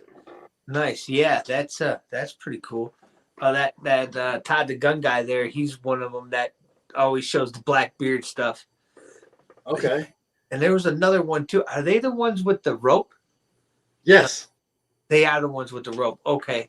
Yeah. Yeah. It's a little rope. It's wrapped in a rope. It's a rope, and I did a review on it because I started slicing into it, and I said, "Well, it looks like a rope inside here," and I cut into it, and it's like char cloth, but rope, Uh-huh. and it works good. Yeah. You don't even need that much of it. You don't use the whole stick. You just a little Yeah. piece of it. Yeah, good tinder. Yeah. Yeah. And it's a nice little, it looked like it was like a black piece that was, yeah, you could just throw it in a pack. Yeah. Get several fires started with that. Yeah, that looked pretty cool. I might have to try that stuff sometime. I'm into that. I got pyro putty too.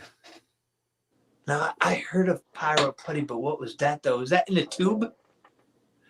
It comes in little tin cans, or you could buy it I got like 500 in a bag, and they come in individual things. You rip it out of the bag like Mylar bag, and it says pyro putty on it, and you just fluff it up, and it really starts. Really? Oh yeah. I've gone all like the budget ways and stuff. Like I got jute twine. But I could still, it's like double purpose. You could tie stuff with it if you had to. It's not going to last forever. But when you pull that stuff apart, it's like such small fibers. I mean, poof. It goes. I went crazy. I'm telling you, I went crazy, man. I spent thousands. Dude, I made $1 million, and I spent thousands and thousands of dollars on this shit. No kidding. Oh yeah, man. Yeah, the totes I got to house this shit is that it was the MTM. You ever watch Sensible Prepper? Yeah. The ammo utility cases. Oh, okay, yeah. I bought a lot of those cases. Oh, Oh shit. Various sizes of shit. You should do more videos on that stuff. You said I'm gonna have to go back and look. I'm like completely swamped tomorrow. But Whatever, man. It's always going to be there. Just I've got a lot of this shit already on there. And when I first started is when I did that one that Sensible Prepper said, the cases, the yeah, ammo utility cases. I got all kind of sizes, man. I got the big deep ones, the medium ones, and then about 5 or 6 of the small thin ones, and then the small green ones. yeah, that's awesome.